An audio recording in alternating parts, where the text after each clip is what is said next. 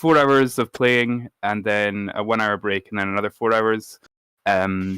We obviously, if you need to leave partway through, that's not the end of the world. But yeah, you should all be aware of where you're assigned at the moment. So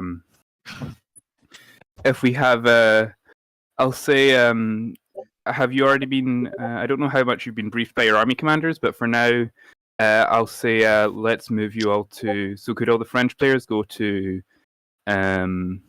French Army HQ? Or yeah, Army du Nord HQ, and all the Prussian players go to Army of the Lower Rhine HQ, and all the British Anglo-Allied players go to Army of Flanders HQ.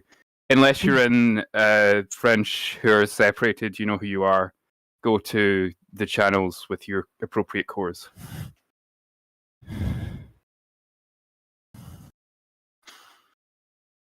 Intense breathing. Okay, I'm not sure if I have the proper channel. If I see the proper channel, I have French main army channel pre-game.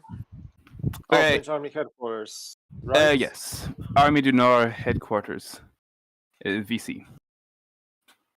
The umpires, we can also help move them. Yeah, move the umpires all to umpire chat, umpire general.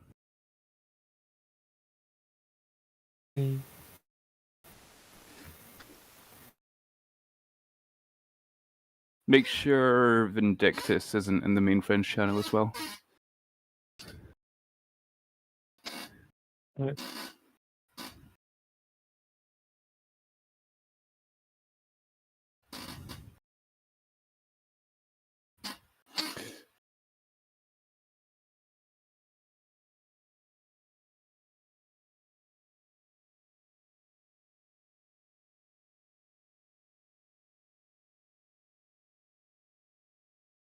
Evergreen, what role are you? I don't have any role. I'm just observing. You're just observing? Yeah. Okay. I think there's a spectator role, isn't there?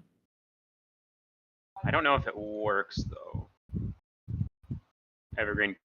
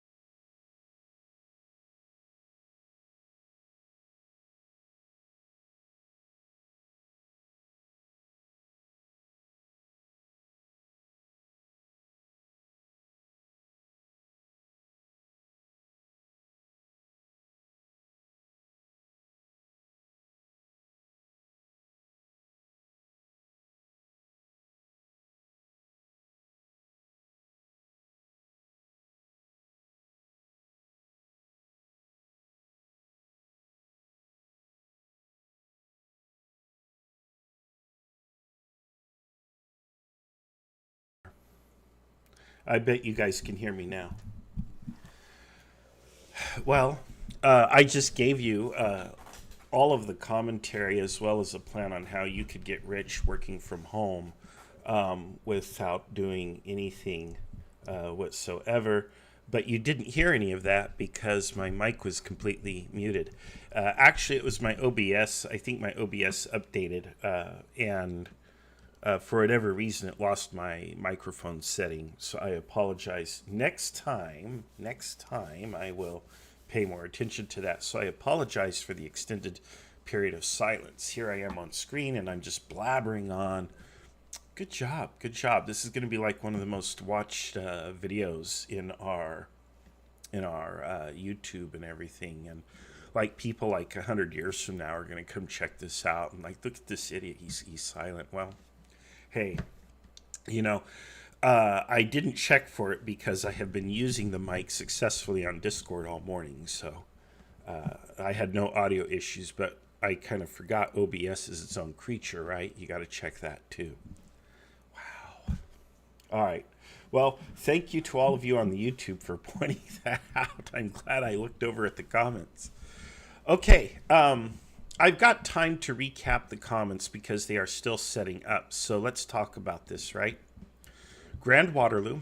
You've heard the introductory commentary from Blazer Trail, who is a master umpire. He's been a master umpire for about a year. He puts on really amazing games. And we asked him to basically take lead on a spiritual successor. In fact, the next level up from Grand Gettysburg, which is a monster event we put on about 2 years ago with about 60 players. Now, he took this task on. He's put hundreds, and I'm not exaggerating, hundreds of hours of preparation into this event, along with the work of many other assistants and helpers. This has been a long time in the making. It's taken now, as you know, we're in the middle of July in real time. July 15th, 2023. So it's taken a lot of preparation and lead up. There's probably going to be about 120 people involved, all told, about 100 players, 20 or so umpires, and other people assisting in some capacity. So there's a lot going on. The briefing given to each side, each briefing is over 100 pages long. It's astonishing. Obviously, it's Grand Waterloo, so we're fighting the Battle of Waterloo. But it's not the same as the original Battle of Waterloo, because in Kriegsspiel, we do something called, what I called, turning it 90 degrees. Turn the scenario 90 degrees. What that means is you don't ever want to recreate history or use a perfectly historical order of battle, because when you do that, there will be that guy, and maybe you're that guy, but there will be that guy who has read more books than you have about the battle, who knows every little detail. In fact, the guy who knows more than the tour guides do. And that guy will proceed to tell you everything that you did wrong, that you got wrong, that you missed, that you failed to grasp or understand. That guy will point all that out, and you don't need that kind of positivity in your life. So you just avoid that by turning the scenario 90 degrees, as I call it. That comes from when I will sometimes use a historic map, let's say Gettysburg, but I bring the units in on a different side of the map from which they entered historically. So now all of a sudden the terrain is different. You know, you're not looking at, Little Round Top or Cemetery Hill or what's the other one, Culp's Hill to your front, right? You've got something that you didn't expect. Now you have to just deal with that. And so that forces players to make their own choices and not to just parrot history. So that's what we're doing here. Now, like I said, the Prussian order of battle is a little larger. They're also engaged at some level. The fight is happening across, I believe, 3 tabletop servers. You see the 3 sets of maps. We're on the central map, which is the main map, the primary server, but there is a left and a right server, as I understand. I saw the right server when I was coming in. I have not seen the left server, but I know it's out there. I think it's out there, I should say. I don't know. And I'm pretty sure they're running 3 tables. We will bounce between the tables to just kind of check out the action, but I think most of our time is going to be spent right here on the main table. I don't know that I have much else to say. I'll look at the Discord. If you have questions or commentary for me, please feel free to point something out and say, hey, yo, this. And that's kind of the situation. That's the layout there. So I need my coffee. Fortunately, I made coffee. I made Ottoman coffee this morning. And it has been cooling because it was boiling in the pot. You have to make it in a pot. But it is crazy good. Of course, it's all sugar. So. There we go. There's some go juice for you. All right, I'm going to turn my face off because you don't need to look at me. You want to see the map? And there we are. And now, I'm a spectator. I don't get a color, so that means I'm not going to be able to draw all over the map or anything, but that's okay. I don't need to draw all over the map. That's what I was going to say. I was going to point out that prior to the game, the commanders have made some moves and some decisions so that they enter the battle space a little bit different, in a little bit different areas. So they're not entering at exactly the same positions that they would historically. So there's a little bit of difference there. And that's also helps to turn the scenario 90 degrees. So yeah, don't expect to see a perfect recreation of the history because that's not happening today. All right. Yes, coffee is life. I agree. All right, let me take a look. I'm going to minimize my OBS since I believe it's working the way it should. I'm going to take a look around here. All right, yes, I just see the note from Crisis. Thank you for submitting that to me. I appreciate that. That's dealt with, though. And I'm just going to kind of look through. I'm looking through. I'm going to throw the server up here, the Discord, just so you can see. And this is the column you want to look at because this is where all the people are. Here I am at the top where I belong. But here you have the umpires. And yes, I mean that as in I belong not because my room's there, but because I'm just the most epic, right? Yeah, right. Here's the different master umpires and their assistants or auxiliary umpires. So you have a master here and a couple of auxiliaries. And these people are all working together to manage their little sector, which you see on the map. Here is the French command. Let's count them. 1, 2, 3, 4, 10, 11, 12, 13, 14.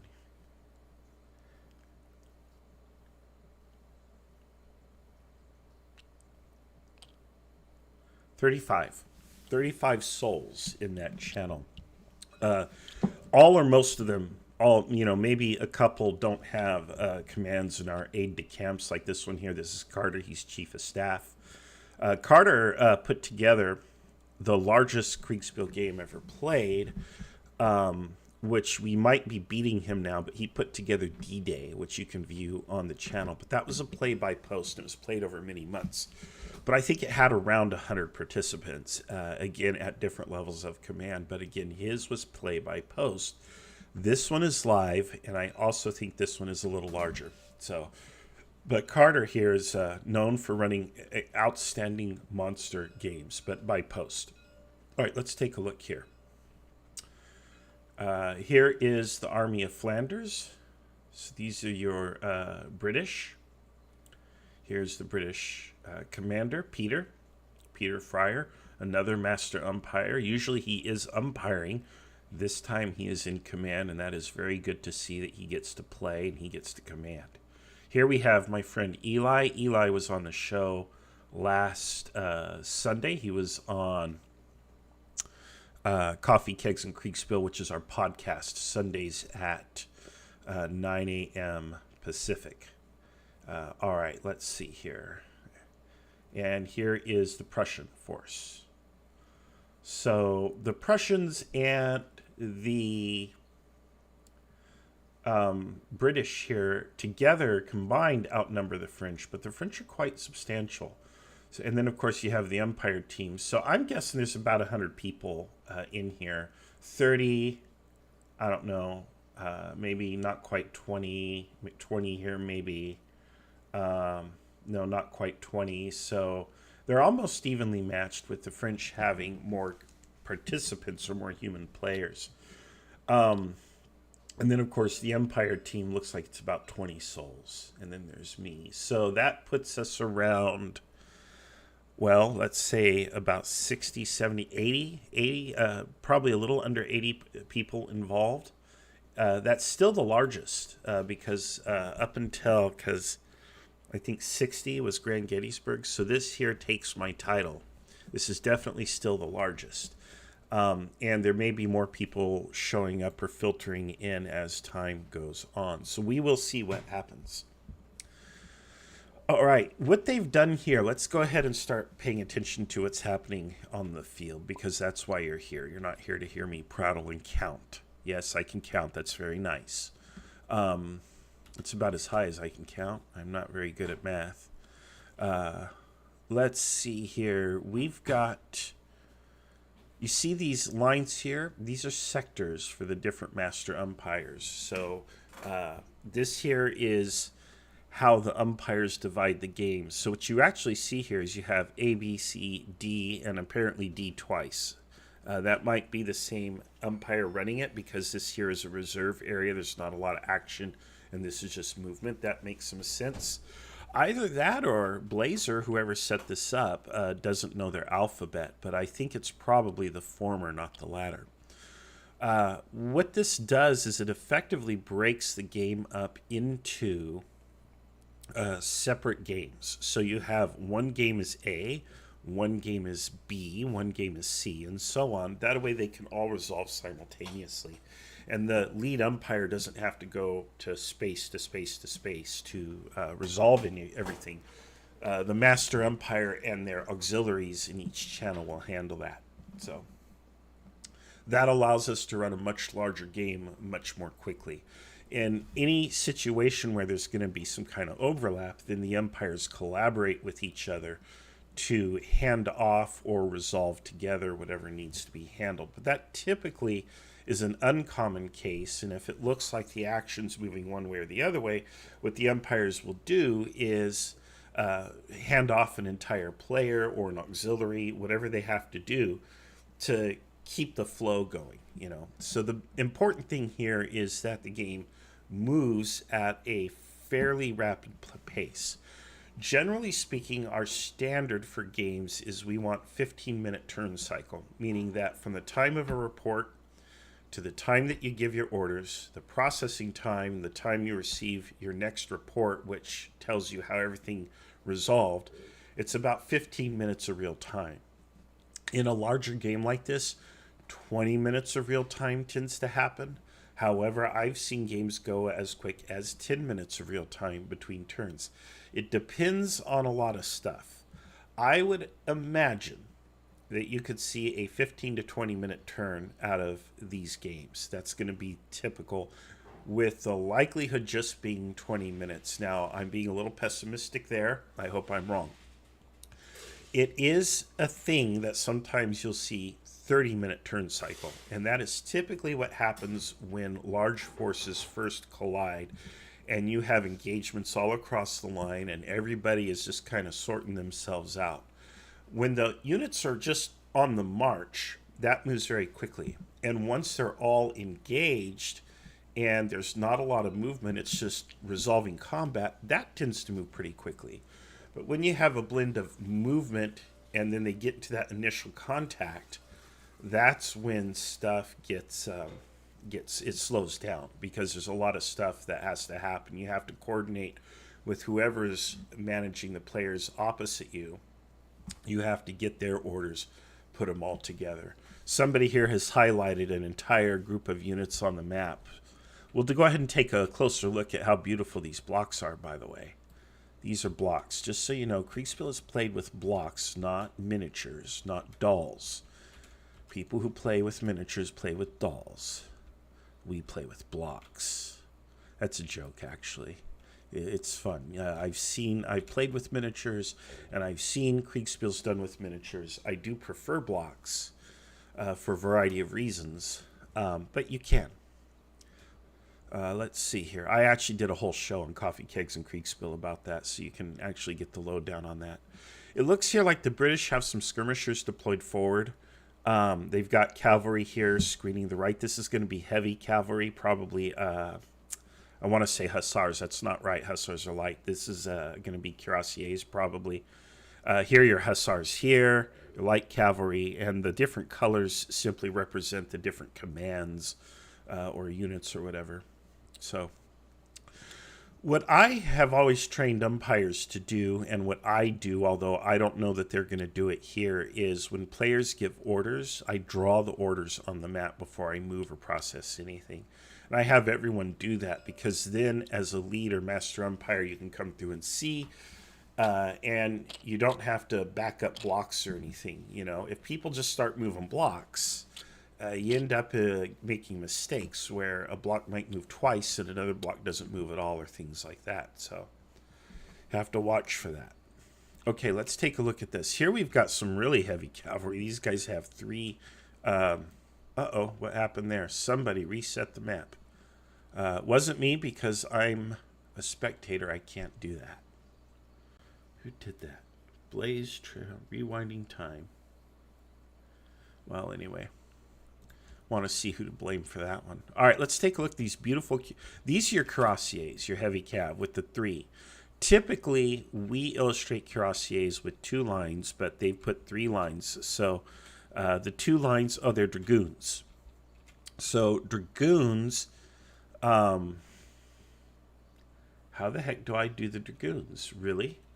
Oh, yeah, they're solid on one side. The dragoons have no line. When I do the pieces, they're solid on one side, wide on the other. Those are dragoons. Hussars have the 1 line. Cuirassiers have the 2, and then lancers have a lance. So these here are just a little different, but now we know what the different cavalry designations are. Hussars, dragoons, and cuirassiers. So now you know what the pieces represent. Look at those beautiful pieces. Look how beautiful these are. And carabiners, these are, you know, also very heavy cavalry, of course. So there you are. Wow, beautiful stuff. All right, where is Achilles? Now, Achilles is the guy who is Napoleon. His handle on Discord is Achilles, but let's find where is Napoleon. And here he is, back here at the Imperial headquarters with the reserve cavalry. And where's the guard? I think this is this the guard? No, that's not. That's line. Where is the guard? Oh, here it is. Okay, here's the guard. All right, there it is. So there he is. There is the arm of decision that he will commit at some point when he is ready to break this line. And it looks like the French are here with a big, big force. They are well concentrated. The British, on the other hand, have what we would call a thin red line, and I've got to say it looks pretty thin. The French will have to burn through this line if they're going to barrel straight through, but it will take them time. They do have a flanking force going in, but they themselves have to watch out because British reinforcements are coming up on their flank. So you can see that they have a good defensive position here. Look at this defensive position. It's pretty good. But they now have to shift over to the British left or the French right. They have to come this way to reinforce and prevent their main army, I believe, from being encircled. Let's see, where's Wellington? Is Wellington here? Is this the main force, or is this a left wing? I'm starting to think this is a left wing. Wellington must be over here somewhere, because I don't see his marker. No. Well, where is he? Where is that guy? Not back here. Well, is he even on the map? Well, we'll find him at some point, but yeah, I'm glad I'm not a courier trying to deliver a dispatch. There's orange. See, you've got, first and third, well, first corps there. He's around. I'm sure he's around somewhere. There's your cavalry. So you've got some pretty critical elements of the British force, like any elements of them are not critical, right? You have the whole British force here, and over here, I just can't find Wellington's marker.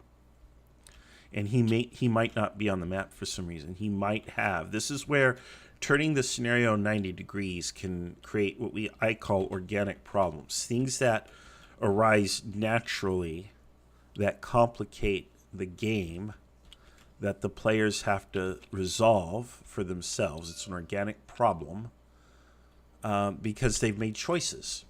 Okay, what's this? Here he is. Way back here in the rear.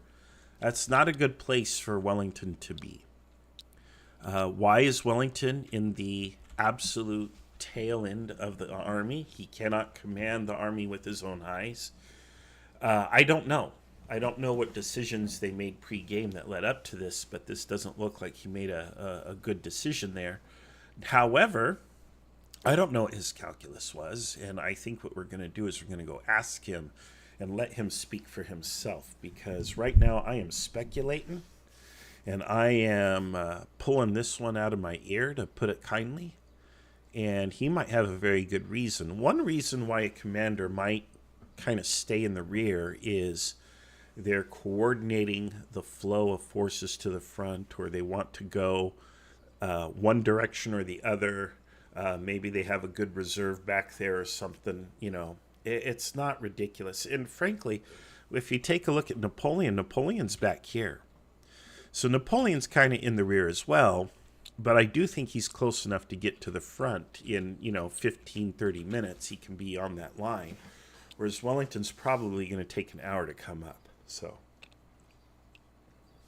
each turn in this game, by the way, is about 20 minutes of game time. So that is something you might want to know. So each move, 20 minutes. All right, let's go ahead and see if we can't find Wellington and talk to him. Oh boy, French.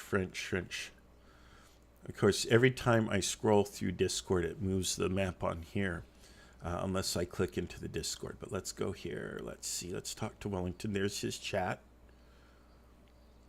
Army of Flanders. Oh my gosh, they are all in the same room. Oh boy, I wonder if they are still organizing. Generally, players should be in their own rooms, but they might not have got their first report yet. I'm going to pop in there, but I'm afraid it's going to be a cacophony of voices, and we're not going to make much out. Let's see what's going on in the Army of Flanders. Right. And he is where? Oh, look. To be off to the west. He's in the northwest, on the other side of 2 Corps. Right. And if we need him, how long will it take?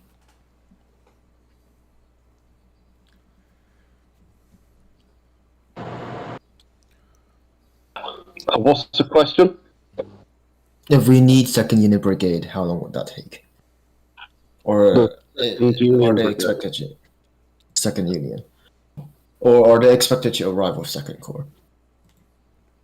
All right, they're talking about their plans still. So these initial moves that are being made are probably have not been ordered by the players this morning. They may have been ordered the night before as part of the pre-game run-up, and the umpires are processing that now. That's why they're all in one big room. But hey, at least they're talking shop, right? They're doing work. Let's take a look at Napoleon. Let's see if we can't find Napoleon and see what the heck he's doing. And he's in there with Master Umpire Brett Bailey. Let's pop in. Your orders, probably. Hopefully. Oh, geez. The one thing I forgot to tell them was what. Okay, well, that doesn't matter. It's Too turn late one. now, Emperor. Yeah. I was just thinking, I didn't tell them the time that we start, 10 a.m., but the umpires know that, and everybody else knows it's turn one, so that's the only thing that matters. So there you go. Absolutely. Mm-hmm. So we're all good. I have no orders.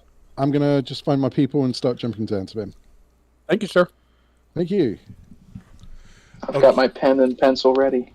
Okay, All right. A report from your quartermaster general. He left the powder and ammunition in Paris and wants to know if you want to send someone back to get it. Damn it. That's all right. We'll use the day-old baguettes. I can pick up some pebbles and shove them in the cannon. There you go. There you go. Just It'll work as improvise. canister in a pinch. Give them rocks, So- boys. Give them rocks. So I was telling Carter about something that I think about when it comes to responsibility of the overall command, and there's this scene in a movie, and I was explaining to him. It's an old movie. I think it's called like The Darkest Hour or something like that. It's James Cagney playing Admiral Halsey at Guadalcanal, and there's a scene where this Air Force or this Navy pilot, carrier pilot, who he lost like 3 members from his squadron that day, and he tells his higher command he doesn't, they're going to promote him to a larger responsibility, and he tells them, I don't want it. I don't want it. So they send the guy over to see Halsey, and he's standing in front of Halsey, and Halsey says, I understand you don't want this, and he's like, I lost 3 men today. I don't want to be responsible for them, for this and everything. I don't want the larger responsibility. And Halsey looks at him and says, well, I lost those same 3 men plus, 74 other planes plus, 262 other men and blah, blah, blah, blah, blah. And he says, that's the nature of responsibility. He said, well, I was just kind of feeling alone. And he says, that's because you are. You are alone. That's the nature of command. You're responsible for all of them. Yeah. So yes, you lost 3 guys. I lost those same 3 guys plus 1,000 others. So that's just the nature of it. So anyway. So, how you going? How's it going? It's going fantastic. We are live streaming. I have somebody asking me for a copy of the map on Steam. I don't have it. I do need to be kind and reply to the person. And then I was just going to see what the details were, but it looks like you haven't had your first turn report yet, have you? We have not. Okay. We have an imposter, I believe. 9th Cavalry Division Commander's here. Why is what's he doing? Oh, he just left. Okay. Okay, I'm not sure what he's doing. So okay. Did you want to ask me about the plan? I don't know. I kind of do. Could be a fun pacing tool to keep the French plan in the dark and take it from the Allies' perspective as it happens. I'm not going to tell you the plan, but I will tell you the thinking that went into it, if you would like. All right. What's your calculus, man? What'd you do? Okay. My original plan was very different than the one we are going to try to execute today. And for most of the time leading up to today, I was going to do something different. But in the end, I decided, and then was confirmed by when I finally got the module and was looking at the maps and looking at the deployments and everything, I decided to completely flip the script on that and do something different.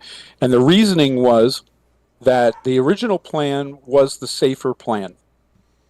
It would result in either the most likely result was either going to be minor victory or minor defeat. It wasn't as risky. Mm-hmm. The plan I decided to go with is much riskier and gives us a much higher chance of a truly decisive win. Mm-hmm. It also gives us a much higher chance of a truly decisive defeat. But I decided, hey, if you're going to lose, lose. And if you're going to win, let's make it so that there isn't really any doubt who won. Okay? So I kind of went, to use your favorite analogies, I went all in. And I flipped the plan, and I went with the far more aggressive, far riskier plan. So we will see how it gets executed. In the end, yeah, if it fails, then that's on me. Because I put them in that position. So we'll see what happens. But Well, yes, that was the calculus. I want to praise you for becoming the living embodiment of the international Kriegsspiel community or society. Well, there's another group we need to start. The reason is that's our motto, out nihil, out Caesar, alia acta est, which means a Caesar or nothing, the die is cast.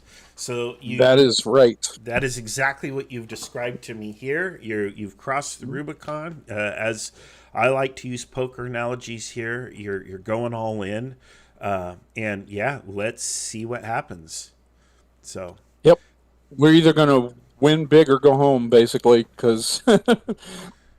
Well, maybe you'll end up on an island paradise somewhere. Yeah, maybe they'll. Sounds nice. They'll exile me to Hawaii or something. Tahiti or Hawaii or Fiji, huh? There you go. There you go.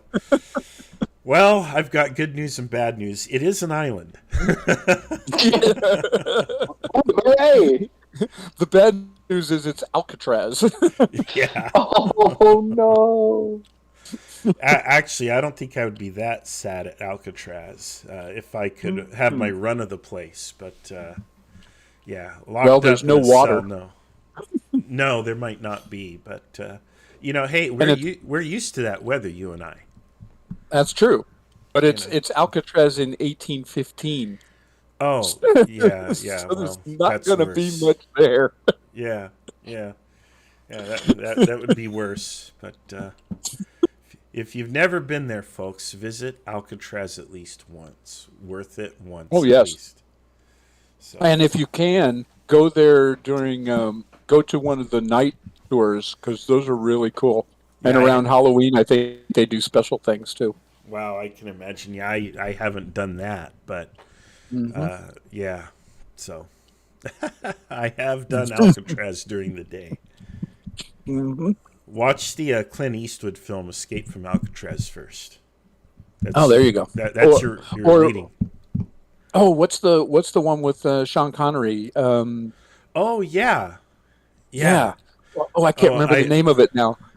I can't remember either, but he's got the most amazing line in that movie.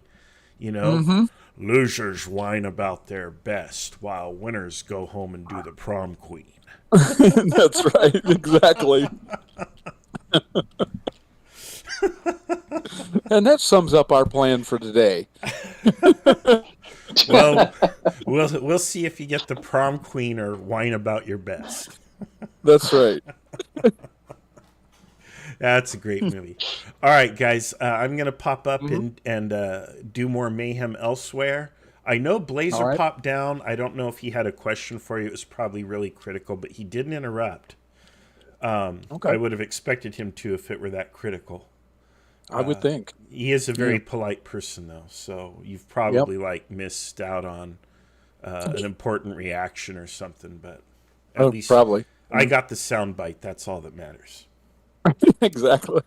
All right. That is all that matters, because at the end of the day, even if we lose the battle, if we have the control of the narrative, that's right. That's right.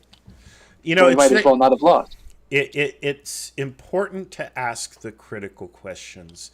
Like, for example, for me today, how will this affect my credit score? That's what's on my mind, and that's why I'm signed up for credit monitoring, brought to you by. Never mind. If they had paid me money, I would have. but they didn't. They declined to sponsor today. So I think. Am I supposed think to do the ad read now or later? you do that one later. That one will come Okay. later. Yeah, yeah. All right. I think the important thing is that no matter what happens, we look good doing it. Right. So I'm wearing my best outfit and my Ray-Bans. So Napoleon's just going to have his sunglasses on, standing out by Imperial headquarters. There you go. I've got to put my aviators on then as well. Oh. Oh my gosh. Never let him see us sweat. I've got my headband and my wristbands on. It's John McEnroe up in here. Oh man, we're sitting out in front of Imperial headquarters like the Sopranos episodes where they sit out in front of Saturnelli's. Yeah, there you go. Stunning ourselves and going, hey. Hey, what's the problem? Forget about it. Where's the Forget guard? about Hey. Where's the Imperial Guard? Forget about it. You're telling me the Prussians are on the flank? Forget about it. Yeah, we'll make them an offer they can't refuse. Yeah. Good luck. All right, guys. Thanks, sir. You got it. We won't need it. All right. I hope not. Luck is not a factor. It's better to be good than luck. Oh no, it's better to be lucky than good, but we'll see. We'll see. I try to plan luck out of the equation as much as possible. Indeed. Yeah, if you only could. All right, guys. We'll see you soon. All right. Okay, well there you go. There's our friends Achilles and Carter having a great time there at Imperial French headquarters. Hanging out like the Sopranos, in front of headquarters. Forget about it. The Prussians are on the flank. Forget about it. Yeah, well, I don't think they'll be forgetting about it. It does look, yeah, they're doing a lot of pre-game moves here. There is a lot of consolidation that's happening. It looks like there's been some artillery action here. You have you have skirmishers here, but trying to identify the force, the unit. Oh, well, here we are. We can read it here. I wonder if it's the King's German or something. I believe it is. Nassau or... Yeah, okay. All right. But anyway, these guys have somehow skirmished here and have scored some disruption against that artillery. I don't know how that's happened or what that disruption means. It's recoverable. Maybe that artillery just deployed and moved. But that looks like the first action I see here. I don't see... here, and we have artillery fire here. He could also be taking counter battery from this battery here. So these appear to be the first shots of the Battle of Waterloo. And... let's see here. Yeah. I don't have much to say about this. You do have British dragoons over here. Oh, look, those guys are dragoons, and they've only got one line through them. But they're light dragoons. Maybe that's different. And then you have the French dragoons coming up to oppose them. And this is some rough terrain here. This is not going to be the kind of terrain that cavalry is going to want to operate in. But they may dismount, and... who knows what they're going to do here. I would not expect a lot of wheeling cavalry maneuvers out here in these trees, in this watery, there's a creek here. I don't know if there's mud or what the conditions are. Summertime, if this is June 14th or whatever, then I don't know. Some places, summertime, the creeks run high, because of the meltwater from higher up. But this is Belgium, which is pretty far away from the Alps. And I'm not familiar with the weather and the nature there. But it might not be bad terrain for maneuvering. They might be able to just ride right through that. It might not be very wet. We have the big highlight here. I don't know who does that. It looks like Cone does that. Maybe. If that's his color, it looks like his pointer there. He's clearly illustrating something there. That appears to be a whole command of some sort. Let's see what that is. It's the Prince of Orange. May have a couple divisions here. I see 3rd Division. I don't see another command avatar, though. Let's see, that might be what it is. That might all be 3rd Division. Anyway, no big deal. Let's take a look. Let's check in on the British again real quick. Let's see if they are split up. And they finally are. That's going to allow me to do what I wanted to do in the first place, which is speak to Peter Fryer, who is Arthur Wellington, and find out, hey, why are you in the absolute rear of the army? Like the cook is closer to the battle than you are. So let's see here what's going on. All right.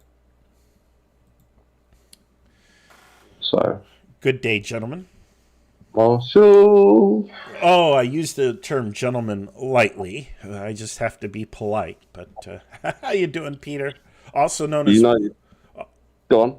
Also known as Arthur Wellesley. How you doing, man? It's good. I'm maintaining my very laid back attitude to this whole battle, which I expect to continue, actually.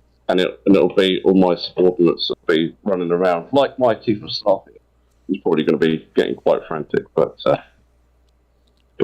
anyway, no, I'm good. I'm good. It's all going to plan until it no longer goes to plan.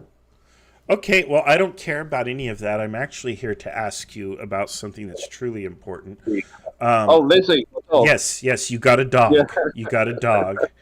And yeah. I saw that on, I don't know how I saw that or where I saw that. I friended you on Facebook, though, just so I could love the dog picture. Actually, no. Yeah. I hope you don't unfriend me.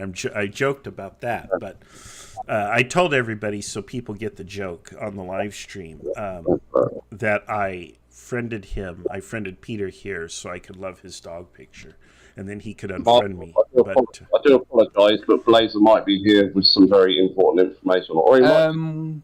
Anyway. Is it about dogs? Okay, go ahead, Blazer. Marshall, did you say that you were getting a pit boss for me? How's that coming along? Or oh yeah, Mike Dunn was supposed to be here.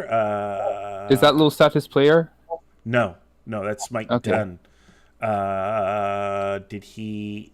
I don't see him here, so.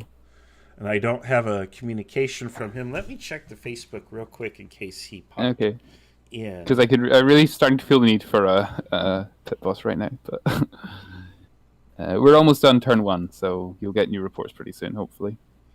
Okay, yeah, I haven't heard from him. He may have forgot, or I don't know. He should have had all the information, but... All right. We'll see. I can act as a sort of pit boss, I suppose. But... Greaves has just woken up, who was my former 6th divisional commander. Would he potentially be useful to you? I don't know how experienced a person you need. And now Blazer's gone, so he no longer hears that particularly useful information. Oh, well. Doesn't First Corps still need a chief of staff? As far as I can see, he's alone. That's a good point. But we're herding cats at the moment, which is a very historical thing. Yeah, very typical. Yeah. All right, I'll let you herd cats, but I've got some cool questions for you related to the game. But I'll come back once things stabilize a little bit. And poor Blazer, he needs help. So let me go check in with him and make sure all is well for him. All right. Let me find where Blazer went. Here he is. Please say. All right. It might be worth putting a D complete in the chat just when you're done. Okay, Blazer popped out. He's quick. Blazer, it's Marshall. Peter might have someone suitable, so if you check in with Peter, he might have someone suitable on tap, okay? Sure, nice. Okay. Hey, Blazer, just a quick question. We're supposed to... Wait. Okay, he's the man. That is me, sorry.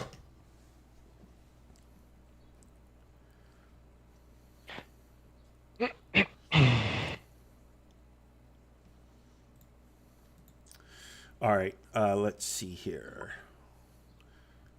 Yeah, I think Blazer went down. Let's check in with Wellington again. Lie at the moment potentially, but anyway, you know Greaves, Blazer. Yeah. I've Okay. sent him a message. All right. Yeah, right. All right. I think we're ready to move on now, more or less. Good stuff, Blazer.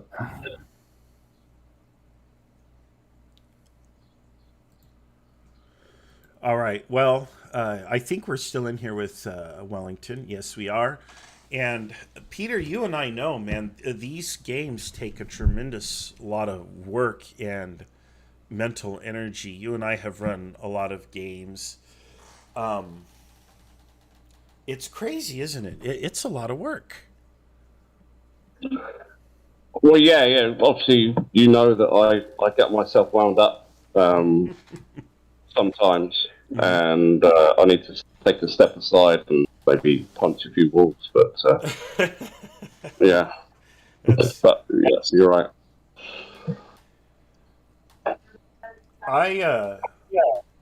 Being one of the few people on planet Earth who, for a long time in at least California, or probably half of the United States, knew how to run a Kriegsspiel.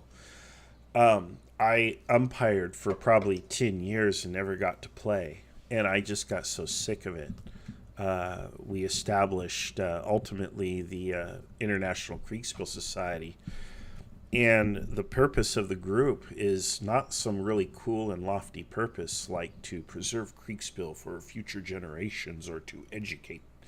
No, it's so I could play. I just wanted to make as many copies of myself as possible so other people could do the work and I could play. But here I am not playing, here I am commentating. So now what? Yeah, unfortunately, you've been blessed with this wonderful American accent and a range of vocabulary. Well, I don't have an accent. Everybody else has an accent, not me, though. I speak normal. I talk normal.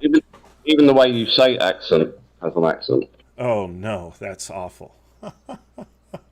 What I want to know is, England is part of Europe. So why do you guys speak American over there instead of European? Well, whether England is part of Europe is open to discussion, I think. Yeah. But, it's yeah, weird. I don't know.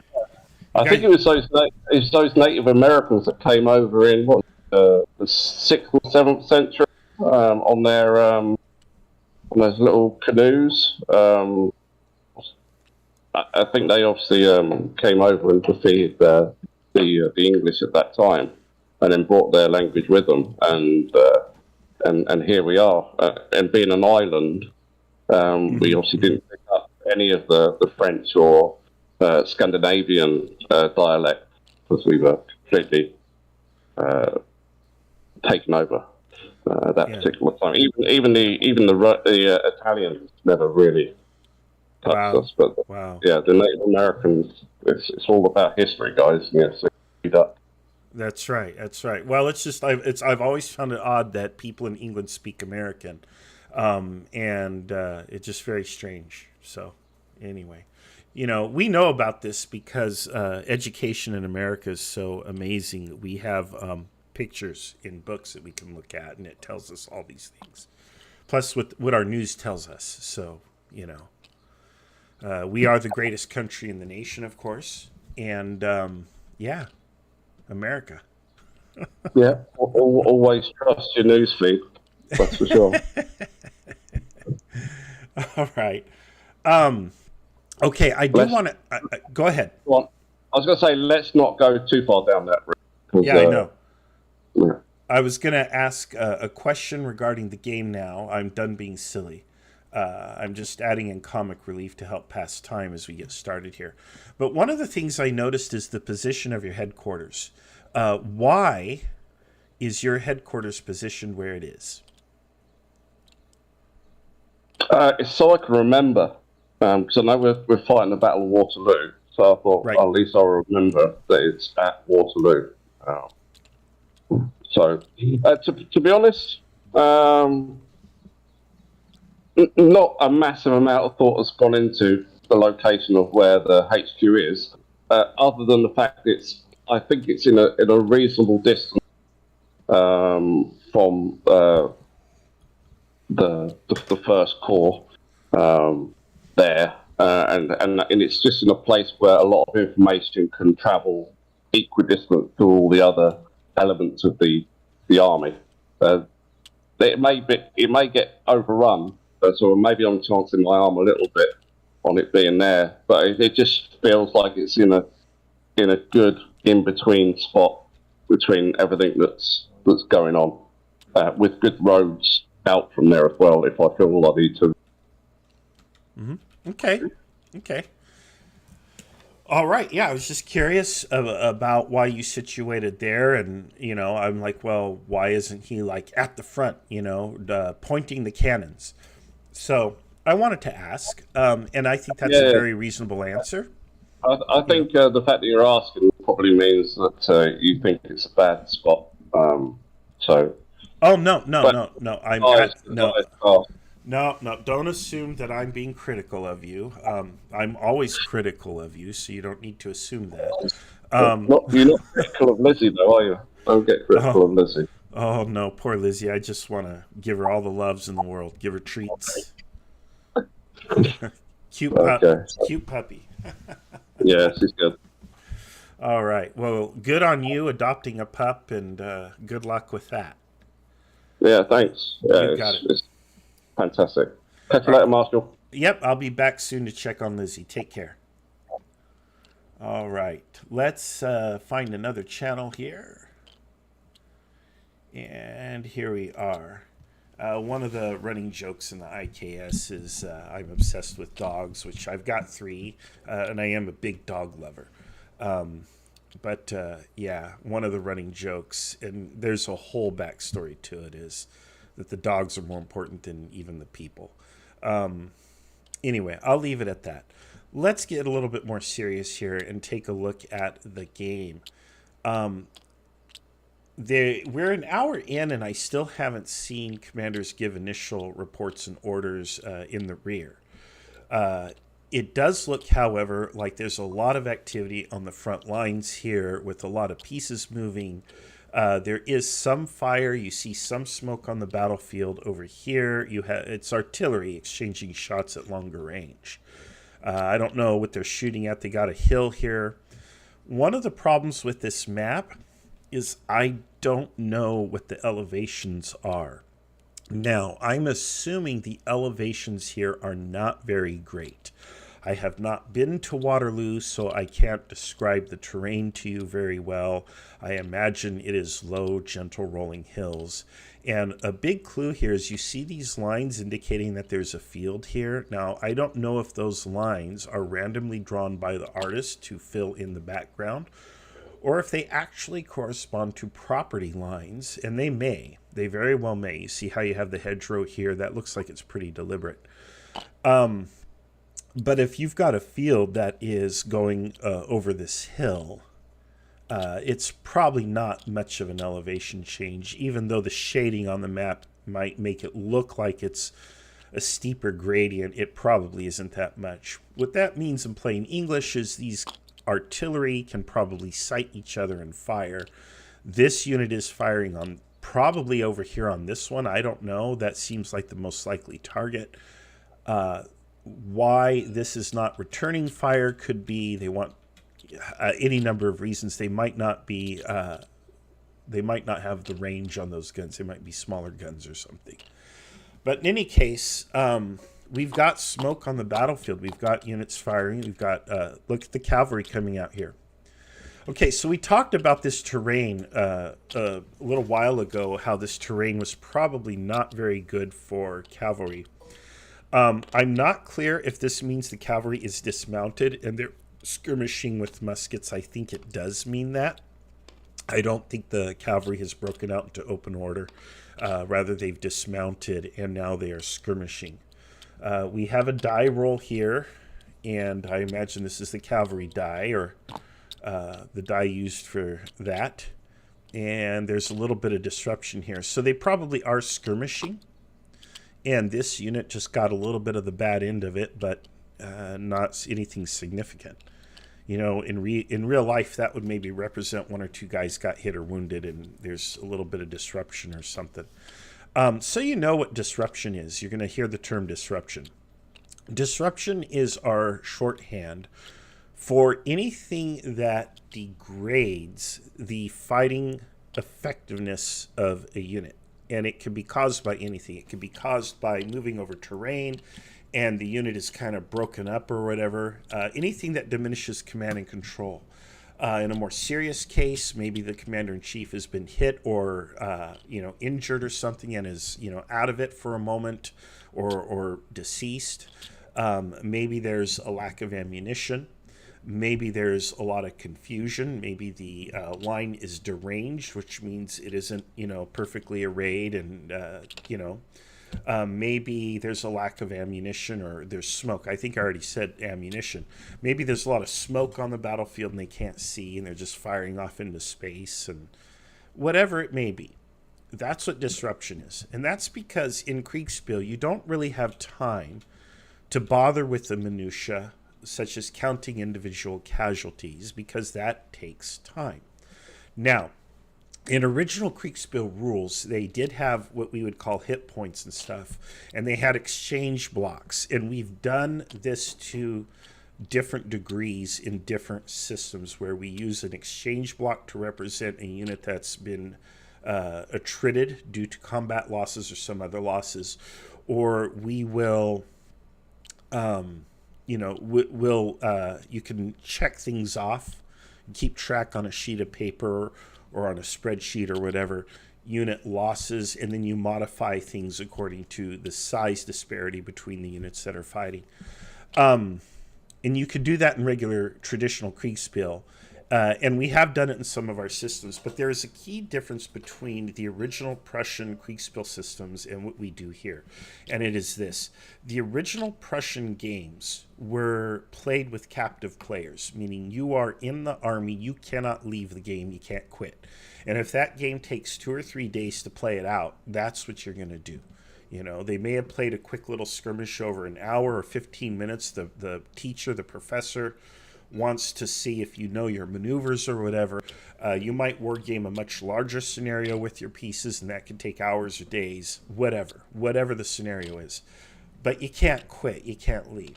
Here, of course, we're playing it as a game, meaning we generally try to get games out in 4 to 6 hours, with 6 being just about the longest. Today we're going to go longer because it's such a big event. But when you have people who can come and go, and when you're international, here I am, I was up at 5 a.m. Making coffee, getting ready to do everything. But we've also got people in Europe where it's already late afternoon, getting into early evening. We've got guys who are going to be up at 1 or 2 a.m. local time, where for me it will be mid-afternoon local time when this wraps up. And it's hard for those people when you either have to get up very early or you have to stay up really late. And people have families, they have jobs, they can't be on the computer in the middle of the night when everyone's trying to sleep. It's just different family and real life situations, all, complicating things. So for that reason, there's a lot of emphasis on fast play. We got to get in, we got to be quick. And the way you do that is you eliminate what I call minutia. And minutia is anything like tracking individual casualties and such. So again, this brings us back to disruption. We track a lot of these things just with disruption. If this icon were red, that would be a permanent disruption. And that is usually used to indicate some kind of losses or something, some sort of permanent degradation of the unit's combat effectiveness. So in my Kriegsspiel systems, units have a numerical value attached to them called combat value. That's how it works in Kriegsspiel 22 and Kriegsspiel 23. And that value changes with the size of the unit, and then disruption temporarily changes it, but disruption is recoverable while losses are not. So I track things a little bit differently, but it's pretty close to the same. In fact, Blazer's system is based on my Kriegsspiel 22 system, but he, of course, has modified it and refined it further, and I really like his refinements. And in fact, his refinements, some of his I took and incorporated in Kriegsspiel 23, which is American Civil War. Kriegsspiel 22 is Napoleonic. So it's kind of cool to see how we borrow from each other and swap best practices to come up with more efficient systems. The system that you will use when you play is going to be very dependent on your situation. What are you comfortable with? What level of details do you want in the rules, and so on. So it's always varies. And to be certified as a master umpire by the International Kriegsspiel Society, you pretty much have to come up with your own system. You can take someone's system and modify it. But we want to see that you are comfortable with and manipulating rules logically to produce a system that is tailored for what you're trying to do. You know, maybe you're trying to do a pike and shot game, and so you have these Napoleonic rules. Well, that's going to take quite a bit of modification, you know, or maybe you want to do ancients, or maybe you want to do World War II. Whatever that may be, you have to modify things. And even if you are playing strict rules, like even if you're playing my K22 or K23 systems, I tell people in the rule book, as an umpire, it's your job to modify rules to produce reasonable outcomes. So if for some reason you get a weird result or an outlier or something just doesn't jive right, change the rule, because that's why you have a human umpire. That's why the Prussians had human umpires. Obviously, they couldn't use anything else. But when Verdi von Waw did away with the rules and said, we're just going to do what I call free Kriegsspiel, it was all up to a human umpire to say, this is the outcome of what's happened here, and it's based on my experience as an army officer. And, you know, we can't get that military experience because obviously Napoleonic era is long gone and, you know, nobody's alive, right, from then. But we can still use our education and our knowledge of the time and the rules and stuff to come up with something that's at least pretty reasonable and believable to all the players. So that's what it means to umpire. So there you have it. Okay, let's take a look here. Let's see. Jim Zukowski is, yeah, we did go back to Tabletop Simulator. I thought you were going to pop on here, Jim, so I want you to know you're welcome to pop on to the live stream here and commentate, because it would be fun to have you on board. And I think you could illustrate and add to a lot of the things that I have to say. Your knowledge may overlap mine in many areas and would be enjoyed. But you may be busy. I don't know what you got going on. Again, feel free also to comment in the YouTube, and I'll share anything you post there. But yes, you are welcome to join our server and pop right into this channel. I'll get you right in. Justin says, confirming Marshall's plan to lock in players for a 2 to 3 day event who cannot leave until the game finishes should be fun. Grander Gettysburg. That's what we need. We need captive players so we can play for 2 or 3 days at a time. What do you think? So, I think it's called the Army. Is what it's called. We will. I don't know. Prison inmates or work release or something. I don't know. College students. I don't know. How do we do this? Mandatory meeting. I don't know. If we paid people, how do you lock players in? Really, the way to lock players in is you create a fun experience. They'll lock themselves in. So, and that's what we've done here. All right. It does look like, again, the lines are just kind of getting a little, they're inching closer to each other. We got skirmishers up here. I don't see the French making a particularly big push yet. They appear to be moving kind of slow, whereas the British are coming up fairly rapidly. Here we were looking at what appeared to be a French envelopment early on, initially, of the British right flank. These forces were coming in and potentially were going to sweep that flank, but of course we do know the British were sending in reinforcements from a couple different directions. It looks like those reinforcements have started to arrive. They've obviously been spotted by the French scouts or vedettes or whoever they have out front here. Here they've got some chasseurs out in front. So they've spotted it, and it looks like the French have already conformed their line to sort of counter or observe or defend against this. Here they got some skirmishers out here on the far flank. So they are probably worried about the British coming in. This is a case where if the French were particularly aggressive, I think they could burn through and break the British lines. They could break through here on the right, I think. Just look at the weight of just the number of pieces alone tells you that even if they fought poorly, just the weight of numbers would probably win the day. And they could really sweep the British off the field because the British are still coming online. They've got a ways to go. But the French don't appear to be particularly aggressive at this moment. Why? I don't know.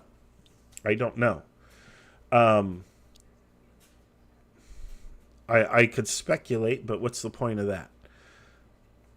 And they appear almost as if they're going to be defensive here on the left, which if the Schwerpunkt is here on the right, that makes a little bit of sense. But what they're doing is they're giving the British time to set up and establish stronger positions, which the British are going to do. They will take advantage of that. So it remains to be seen what will happen. I am curious now what's happening on the other maps. Now, I wonder if I leave here, if I'll be able to come back. That's the other concern. Let's take a quick look here. We got a couple of comments. Amelia says that is a lot of French cavalry, and if the French were aggressive here, they could isolate the two British corps from each other and destroy them in detail. Well, I was just saying that, and that's exactly a spot-on observation that, yeah, they could really, this is an opportunity for the French, but I don't see them being particularly aggressive at this moment. Now, I spoke with Achilles earlier. He told me the calculus behind his plan, but he did not tell me his plan. I could twist his arm and get him to tell me, but I'm not going to do that. I kind of want to see what he's going to do so we don't spoil anything. And it'll be interesting to see. Now, there is a Prussian contingent, and they are on another map. And there is a French contingent as well that are fighting on the other map. I want to go check out the other map and give you a look at what's happening there. So I'm going to bounce over to this other map and pray I can get back in. And it's okay, so there's just the right table. All right, there's not a right and a left. It's just the put in the secret password there, open sesame or rosebud, one of those. And of course the password is wrong. So let's go back to the main table while I wait to get the password. And I guess they didn't think to make it the same password. Yeah, Amelia, you're absolutely correct. The Anglo-Allies are very lucky that their divided deployment hasn't hurt them yet. And yeah, I think that is an excellent observation, absolutely accurate. And yes. All right, let's just pick that, and let's see here. Tunis is the person I need to message. Let's message him.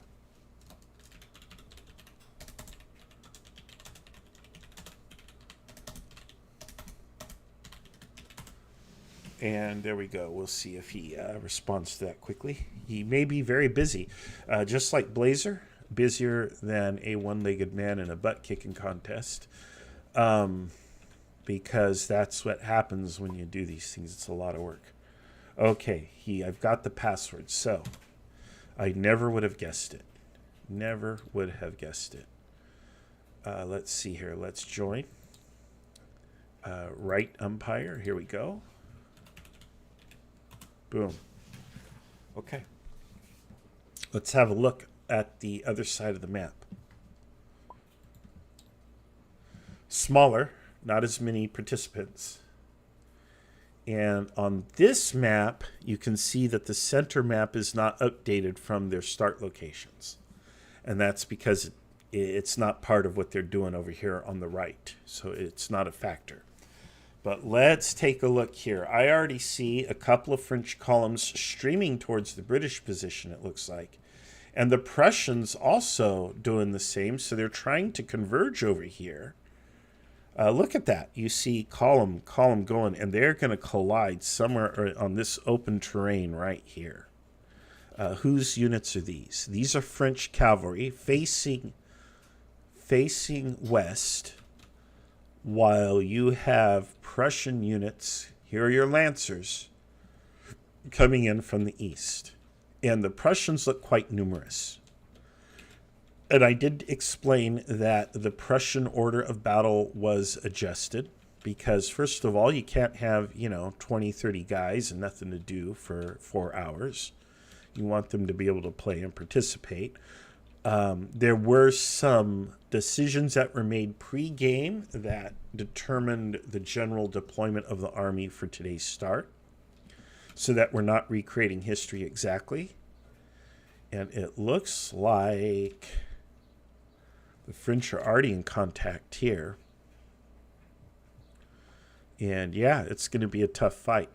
I think the French job here is to stop the Prussians, and I don't know how they do it.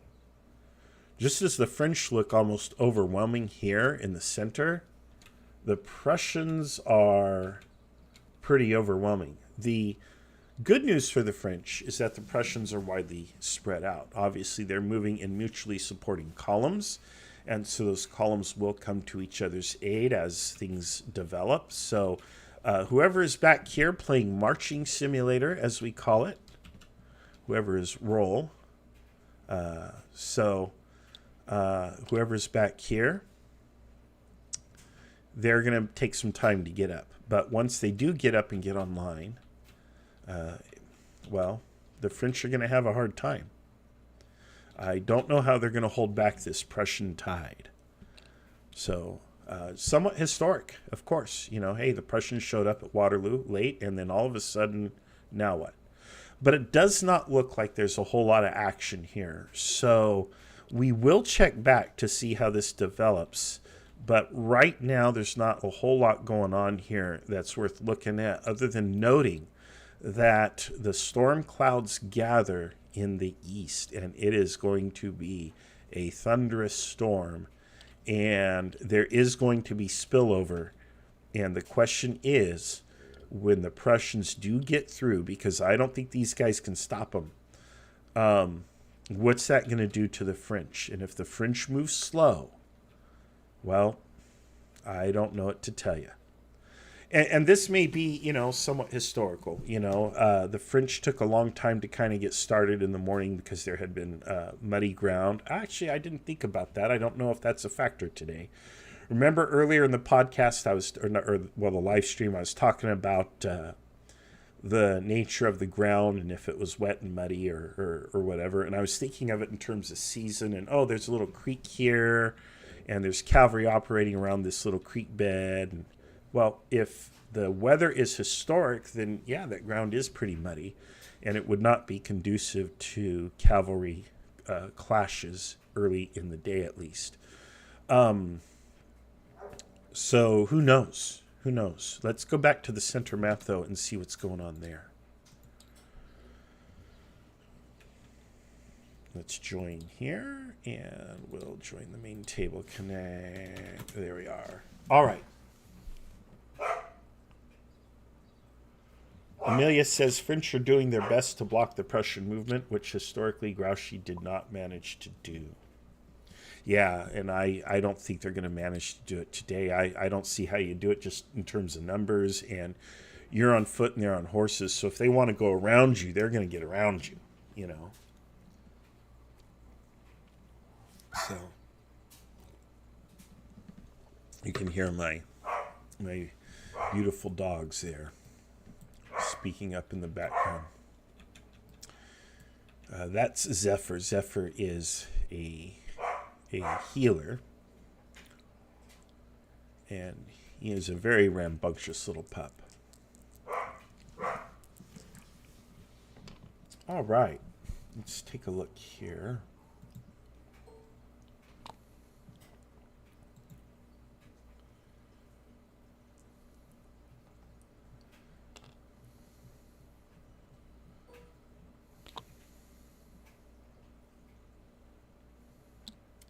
Let's pop in on the umpires. We're going to go to sector... let's see here. What sector is this? This is A, B. I think that's C. Let's go to the sector C and see what's going on there. Look. Let's roll. Da-da-da-da-da. Oh, hey, Marshall. Hey, guys. Oh, hello, Marshall. Go ahead. Go ahead. Oh, advantage disrupted. Well, I mean, it's cannon fire, so I mean, it's... I mean, they're not going to run away. Weird. That's a weird result. We'll just leave it how it is. Did we sort out the combat between the British and the... Not yet. We're going to just plonk, like I said, just plonk a dice down. I already and then... it got deleted. So, I don't know. Oh. That's what I'm like. That's what I'm asking. Oh. Well, Pone is doing something there. All right, so you see the umpires at work there. Real quick, right away, that was Dave Pumphouse who was speaking. And he's the master umpire for Sector C, which is right here. And it appears that this battery in particular here opened fire. And the die result was disadvantaged for this battery, meaning that it's supposed to take a disruption hit. But nothing's shooting at it. So if you just follow the rules or what's on the die, you're supposed to drop a disruption marker. But that doesn't make sense now, does it? Because there's nobody shooting at it. Why would you become disrupted simply by firing your own guns? It doesn't make a lot of sense. So using the logic I talked about earlier about how umpires will just kind of step in and tweak the rules or something, that's what you saw there. That's what an umpire is supposed to do. Say, you know, this is not quite right, so we're just going to tweak that. And he did the correct thing. He ignored the result, and that was the end of it. So, and it looks here. And you also heard that they were talking about what these guys are doing over here. Because they are in a different sector, there are different umpires working with them, but what they do is affecting them here. So there is some overlap here between the two sectors, and that means the umpires on the two sectors have to coordinate, because otherwise these all run as separate games. So it's like you've got 4 or 5 separate games going on here, but wherever there's overlap, the two games kind of come together. But the umpires know to work that out, and it works very smoothly and keeps things moving. So, all right, let's see here. Amelia says, we'll see regarding the French holding back the Prussians. And Amelia correctly points out, well, disruption can occur from factors beyond being shot at, maybe a gun misfired. And that's true. That thought did occur to me, but it just didn't seem cricket here either. Yeah. You know, who knows? You could, as an umpire, say we're going to go ahead and put a disruption marker down. And that would simulate that kind of bad luck. If you really want to be mean, and if, let's say, you got a result like a loss, you could say, oh, look, a cannon blew up. You know, a tube cracked, a barrel cracked or something, and boom, whatever. Because accidents like that did happen. I don't know that they were particularly common, but they did happen. Blazer's here. Hello, Blazer. Hey, how's it going? It's going fantastic. How are you doing? Yeah, all right. But panicked at the moment, but hey. That's normal. Very yeah. normal. Very normal. Yeah. Everything, from my perspective, Blazer, seems to be going quite smoothly, actually. Yeah. Well, you're not seeing behind the scenes, but I think it's working out okay. Just a little bit of a rough start in a few places, but that's to be expected, really. So. And actually, this is normal. Yeah. Hectic behind the scenes is normal. Whether you're running a rock concert or running a restaurant or a business or a government office, this is all default, man. It's pretty normal. Yeah. So, Who do you think is going to win this at this point? well, very early, but I don't know. If the French are aggressive, I think they could punch through and win. But the Prussian numbers that I saw on the right are quite substantial, and the British are bringing their forces online. It's going to take them time, but they're coming up. So if the French are slow, I think the French will lose. But if the French are aggressive, I think they can win. Right now, I haven't seen them be aggressive though, so I don't know. Do the Prussians still think they're facing half the French army, or? I don't know what the Prussian attitude is yet. I have not yet interviewed the Prussian commander. All right. But I should do that pretty soon here. Okay. I'm gonna have to head now, but see you. Bye. All right. Good luck. All right. So that's Blazer. He is the master lead umpire. In fact, he's the guy responsible for this entire event and its operation. And yeah, like I said, he's busier than a one-legged guy in a butt-kicking contest. And there we have it. So, okay.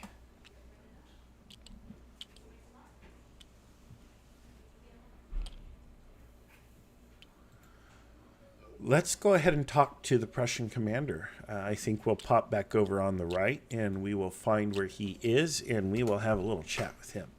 Let's go ahead and do that. Oh, hey, Pop. Got the little dog here trying to settle down at my feet. Not a good place, puppy. Let's see here. Right table. Okay. Hardly drink any of my coffee. Can you believe it?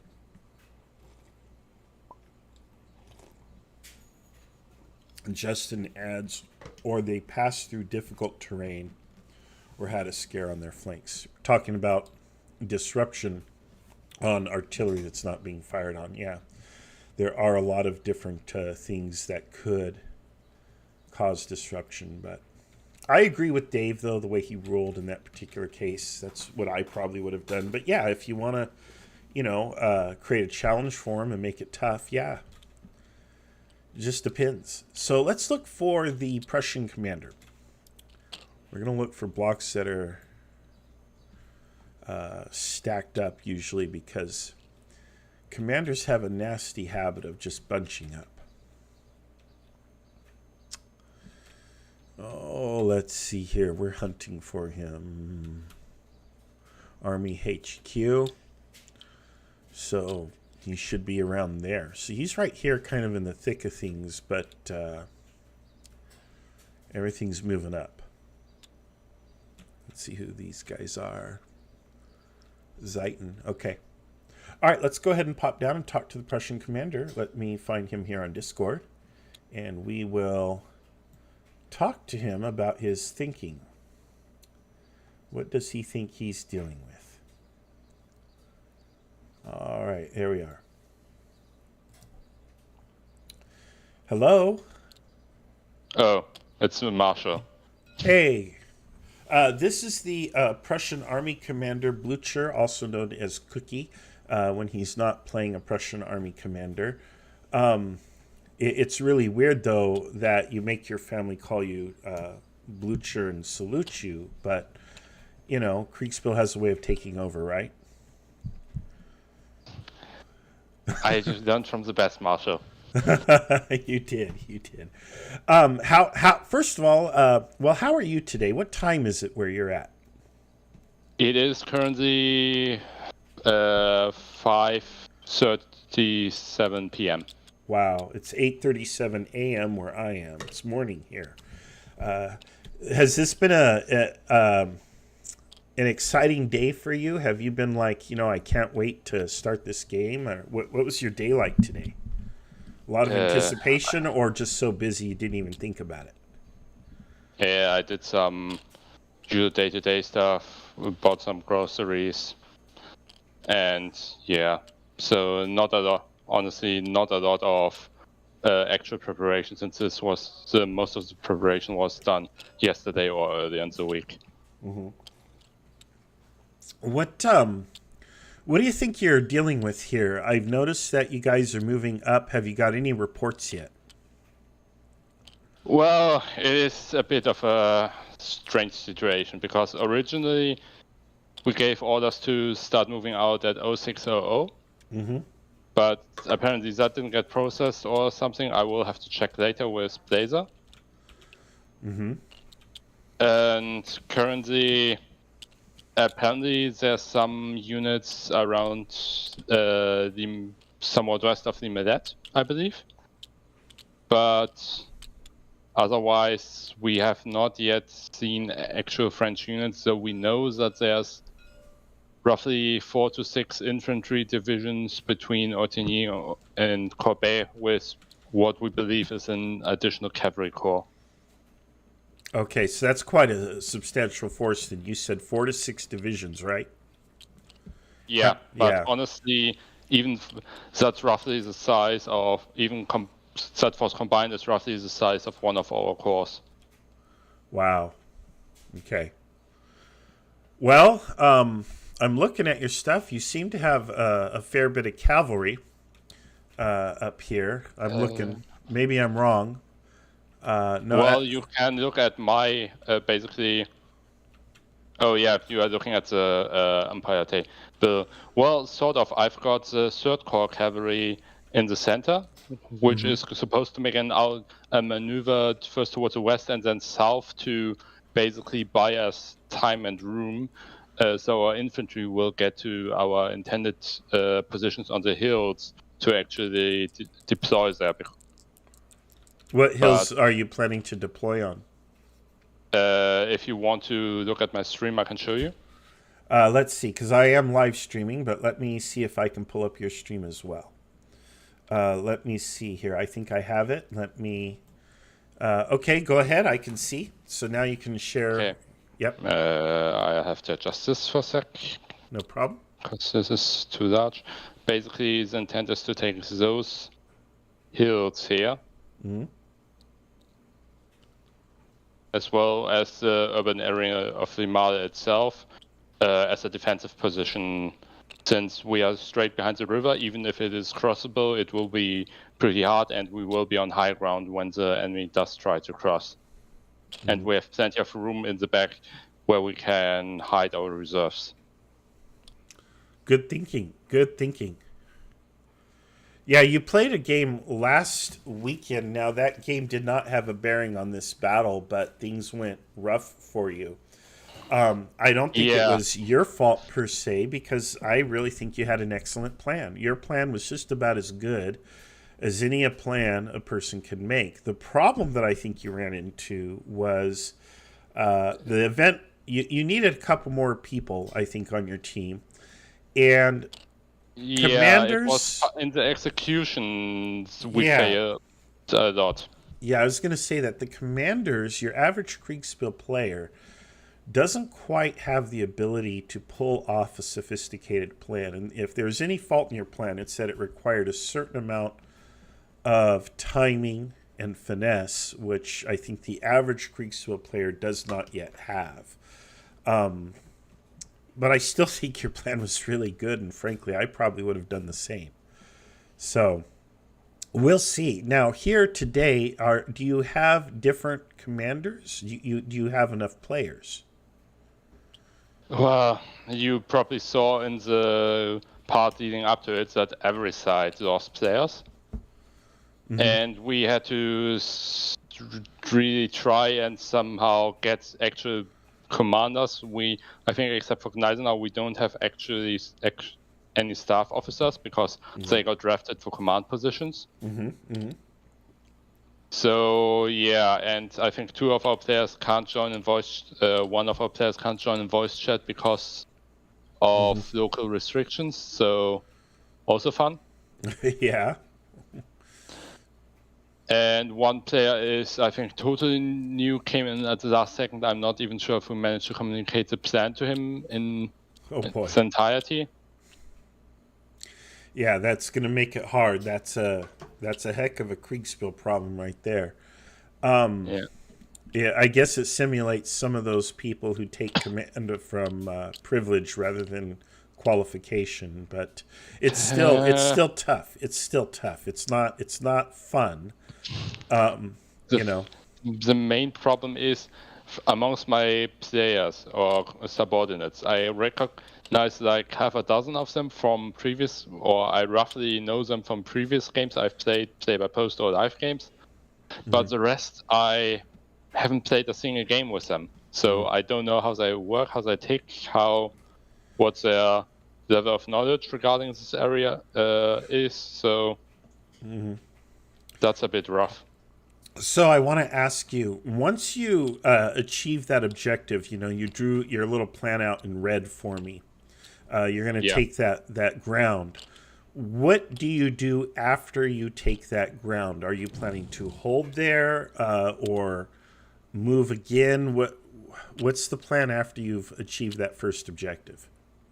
The plan afterwards is, because the 1st Cavalry Corps during the time will be here in the south, trying its best to stop, delay the French, who most likely coming up, in my estimation. They will have to retreat back across the river. And then we will burn every one of these bridges here. Okay. Because that means the enemy cannot cross this river here without at least 2 or 3 hours of getting pontoon bridges. And then we will shift our entire 3rd Corps either behind 1st Corps, and depending on the situation, maybe even further towards the British. Have you heard anything from the British today? We can't have gotten anything from them yet, because it takes roughly 2 hours to get a dispatch across, and I don't think with the game starting at 090, we weren't allowed to backdate anything to 0600. Have you sent any dispatches since the game started? Yes, we have. To the British. Yes, we have. All right, good. Okay. Because I don't know if you caught that, but basically my entire all my corps commanders and Gneisenau were sitting here like, what the hell are the British doing? What are the British doing? We have no idea. 2 of their corps are in a position, in our estimation, they should be trying to deploy as far east as they can. And so we can get a coherent line against the French better, because we do outnumber the French technically, because the British are roughly at 70,000, we are at 80 to 90,000, and the French are roughly at 100,000. So we do outnumber the French by a considerable margin if we can actually bring our numbers to bear. And avoid the French getting like the Imperial Guard in between us and then like hit one side and then the other side. Right, defeat them in detail. Yeah, and that's the thing I'm afraid of, and which is why I was so pissed that they had 2 of their corps basically in the far west, where they are of absolutely no use. They are going to need 2 hours at the very least until they get there, considering, and one of their corps is already fighting 5 infantry divisions probably at the Battalions. Wow. And the enemy has had a column at Genappe, according to what the British wrote, and we are very surprised at the British actions and the fact that they did not even reply to us regarding our suggestions of just retreating back to Brussels and reuniting our armies there. Well, good luck to you. I'll be checking in probably at some point to see how things go for you. It looks like, yes, you are on the move, and, well, we'll see how it goes. All right? Yeah. Oh, God. All right, thank you. We'll talk to you soon.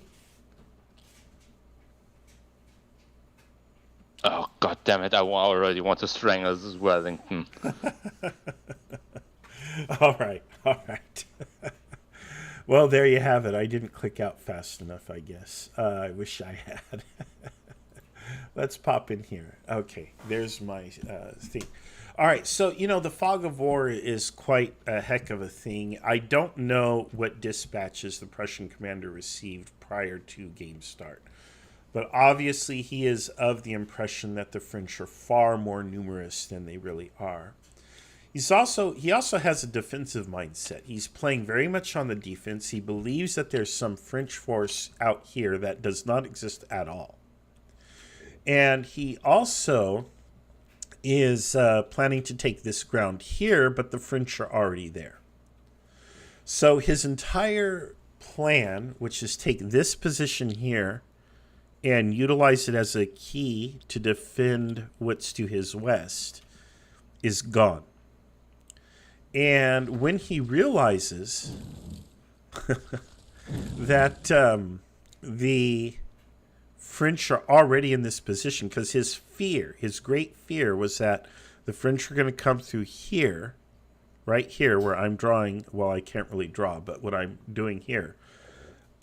His fear was that they're going to come through here and drive a wedge between the lines. Now, what's going to happen is, as he gets reports from here that there are French already here in this position, he's going to panic because he is going to get word that the French are here, and that's the one thing he's afraid of.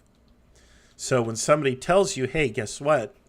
The one thing you're afraid of is happening, well, panic tends to be the normal result. So then, ultimately, the Prussians have no plan. They don't have a plan anymore. They had a plan.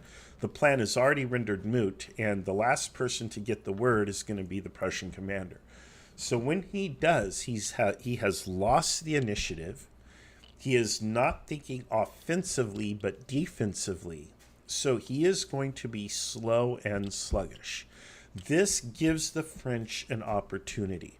If the French are aggressive, and if they are aggressive in the right direction, in this case, probably a little more to the right, if they are able to envelop and destroy the British forces here, which they may or may not be able to do. I think if they push, but they've been moving slow. But if they're able to do that, it's a French victory, no problem. But yes, the French are also their own worst enemy here because they are moving slow against the British, who were separated and strung out. Now, the British were even more separated and strung out, I feel, than what the Prussians believe. So it's even worse. However, again, if the French advance slowly, if they do not take the initiative and push hard, they will lose their initiative. It will be a while before they lose it, but they will not win the battle. So it really depends on the French plan and what they choose to do. Let's go ahead and go back to the main table.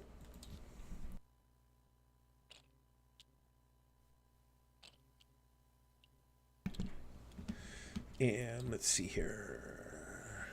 Sorry, I had to. All right, there we are. Connect.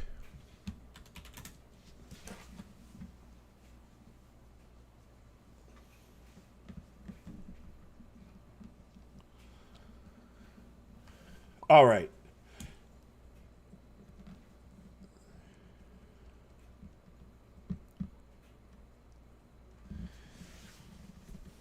Okay, we got some more comments here.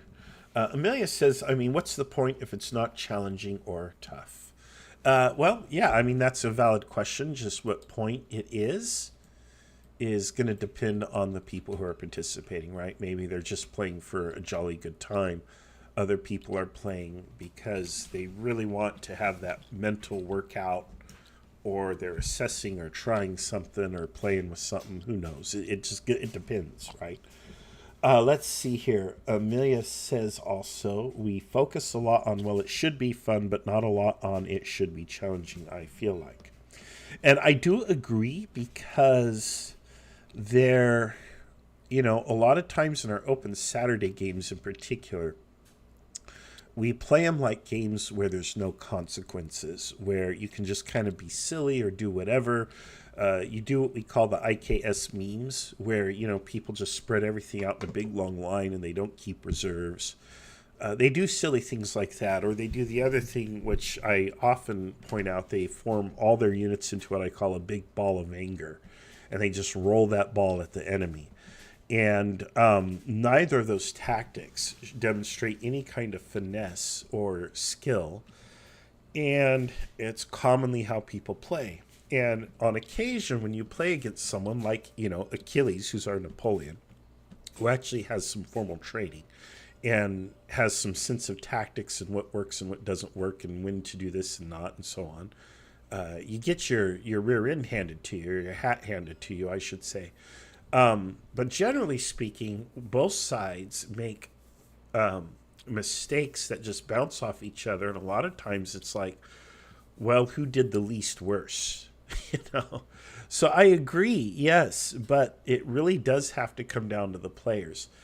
This is why we've developed things like the Red versus Blue campaign, and we develop games like this that are a little bit more serious, and we have consequences for decisions that are made in the pregame, or you may fight a series of battles and the losses carry over, because we want people to take these things a little more seriously and play more seriously.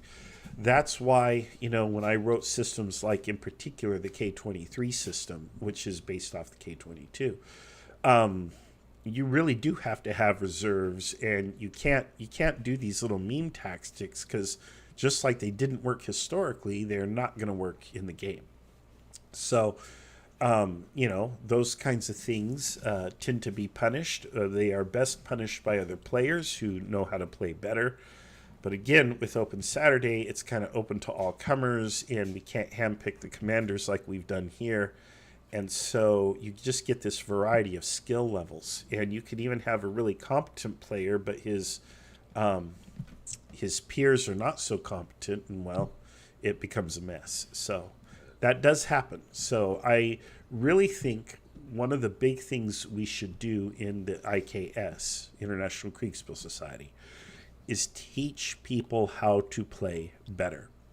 That's why I cover a lot of this stuff in my podcast every Sunday. I talk about tactics and things that will help people to play better. And yeah, that's all we can do, is try to educate and inform so that we get better play. All right, let's take a look at this here. Justin agrees with Amelia. Justin says, correct opponent to do better than you. The correct opponent to do better than is your previous performance, regardless of who wins the field. So I may have butchered the reading of that, but what Justin is saying is you want to do better than you did last time. And I definitely agree. But the only way you're going to do better is if you stop approaching Kriegsspiel as a war game where the intention is to win, and by win meaning drive the enemy off the field or defeat their forces, and instead play it as an actual military exercise where the objective is to do the right thing, even regardless of the result. Now, generally, the way it should work is if everybody or enough people do the right thing and your commander-in-chief has a good plan, you'll win. Those two things are closely related. But the most important thing I would agree with Justin on this is you need to do the right thing consistently for yourself, depending on the situation before you and your orders. And if you do that, I consider you a winner. And that's why a lot of times when we play Kriegsspiel games and we do declare some kind of a winner, we may declare the winner of one side or the other, but we will also declare individual winners, which are players who we think consistently did the right thing, regardless of what side of the battle they were on. So I think that's important, and I really think we need to get back to that. We need to do more of that, more mentoring, more coaching, more teaching, and not just pushing blocks all day, just for fun. It is fun, and it is for fun, but I think it is more fun if people are doing the right thing and they're not just being silly, All right. Dave said, sorry we weren't hospitable in our chat. The dice resolution waits for no man. And absolutely, yeah, you just, if I pop into any channel, if the umpire's got business to do, that game needs to move. We've already talked about that, so there's no offense ever taken when people have to bounce in or out, or they don't answer or respond. If they are in the middle of something else, they need to be doing that. All right, Amelia says, I'm generally in the camp that says umpires should not be terribly lenient when it comes to outcomes. Yeah, I'm maybe not entirely in that camp. I think it depends, is really just like anything else in Kriegsspiel. For me, it just always depends. And it requires human wisdom and judgment. There will be times to be lenient, but there will also be times to be strict. And yeah, each umpire, just like, no two people are going to produce a baked pie that tastes the same. You all have different little ingredients, and, one has a little more sugar, the other has a little more cinnamon, whatever. And that's just, that's how it goes. So, yeah, that's fine. There's room for that. Amelia says it's difficult to teach people to play better when people are not really interested in better. They just want to chuck dice. And that's why I insisted that for this experience, the commanders-in-chief be handpicked and they also be allowed to pick their staffs, because what we found, what has transpired is, for the most part, people in the highest command positions are not people who want to throw dice, but people who are actually serious about playing. And that starts, of course, with appointing serious commanders, people like Cookie and Achilles. And I would consider Peter a serious player, but Peter also has a lot of things going on. Certainly extremely qualified for the post. And I think he's taking it a little bit more serious than he let on. And I kind of play with him on that. But Peter's pretty good. He may act nonchalant, but he is actually a really good player. So when Peter is like, no, it's not a big deal. Nah, don't buy that. He's putting us on. He's a very effective commander. He actually won our Battle Royale, or our Kriegsspiel Royale, as we called it, that we fought a couple months ago, where it was a free-for-all. He was the one who won the Battle Royale against like 20 other opponents or something. So, yeah, Peter's good. So, let's see here. That's why I think Cookie was frustrated when we talked to him. The Prussian commander is frustrated because obviously we've been planning this. It's been running up to it, and he's lost some key players because life issues or people didn't, show up, and he had to replace them on the fly. And yeah, if you have, if you've promoted to high command people who are serious about play, but then for whatever reason they can't show up, and you have to replace them with someone who's either not so serious or just an unknown quantity, that's going to be really frustrating. That's tough. That's why, we tell people they have to sign up for these things in advance, and they really do need to show up. If you drop out or you don't show up, there's a certain amount of that we tolerate because we know life happens. But there are people who are in the community who are consistent with their flakiness. And we know who they are. We usually just kind of talk about it amongst ourselves, if at all, but we know. And people who are less than reliable are going to have a harder time finding their way into games, or at least into command experiences. So, there's a cost associated with not showing up when you said you would. But we also understand that real life has precedence. So there's that. So it looks like the French are pushing a little. They are in contact now here on the right. Look at that cavalry. Look at that cavalry over there. They are skirmishing pretty hard. Let's take a look at these results. The column, which of these three results, I think depends on range, just like in real Kriegsspiel. How close or how far you are. All right.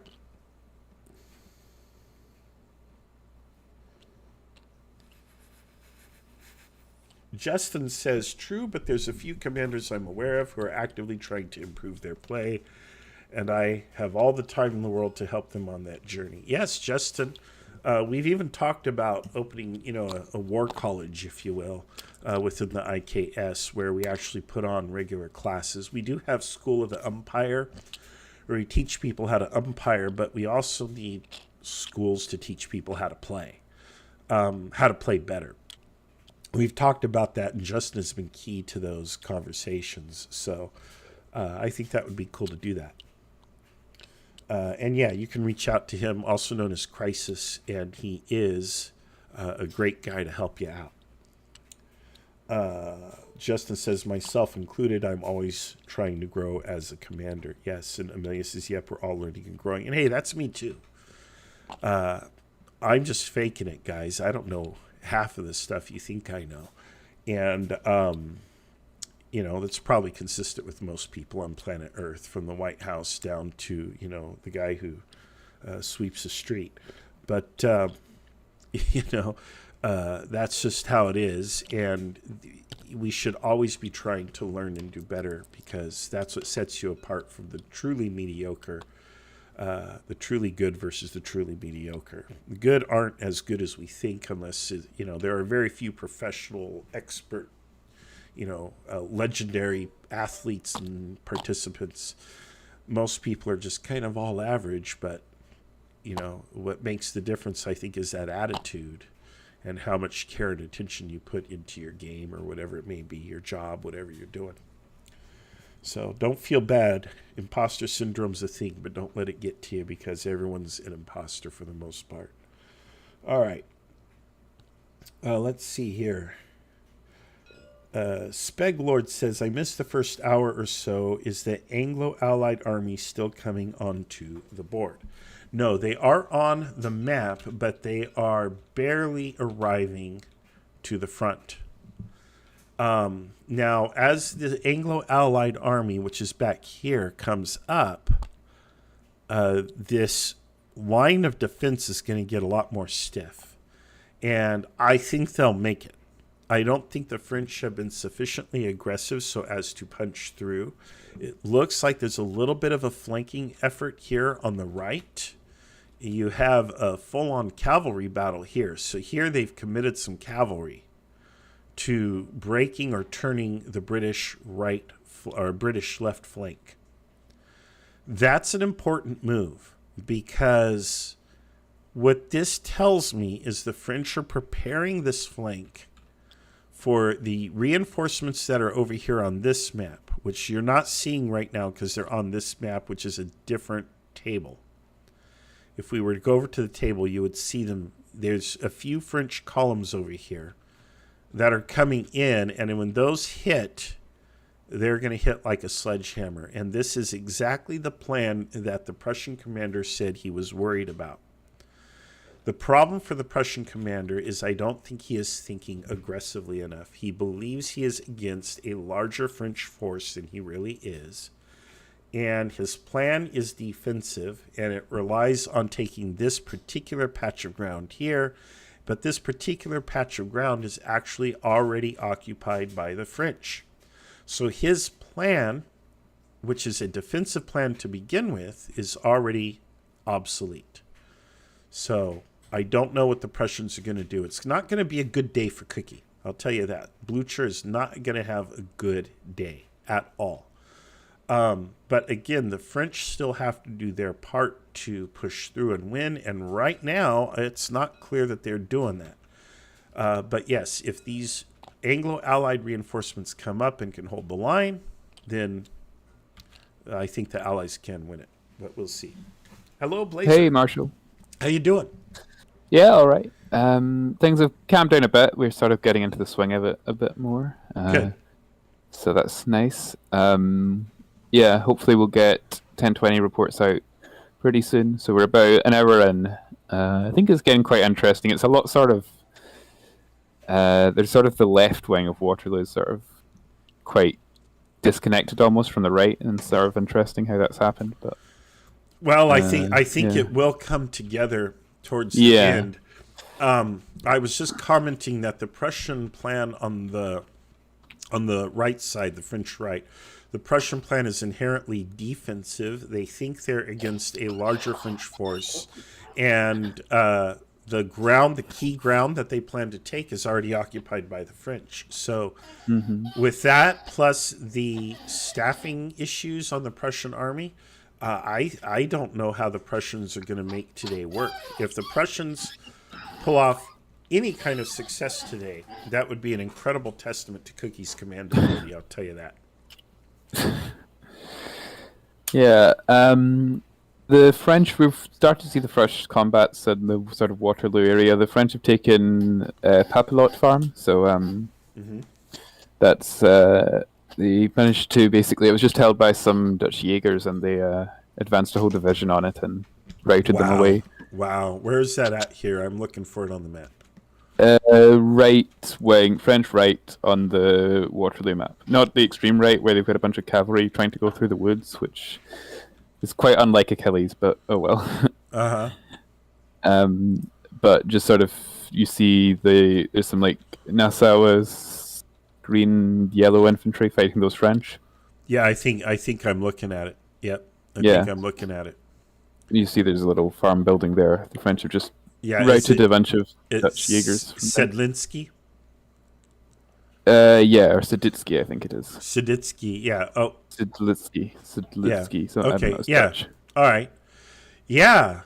Well, and yes, I see a couple units are already in retreat. Are those Jaegers? I think they may be. Yeah. All right.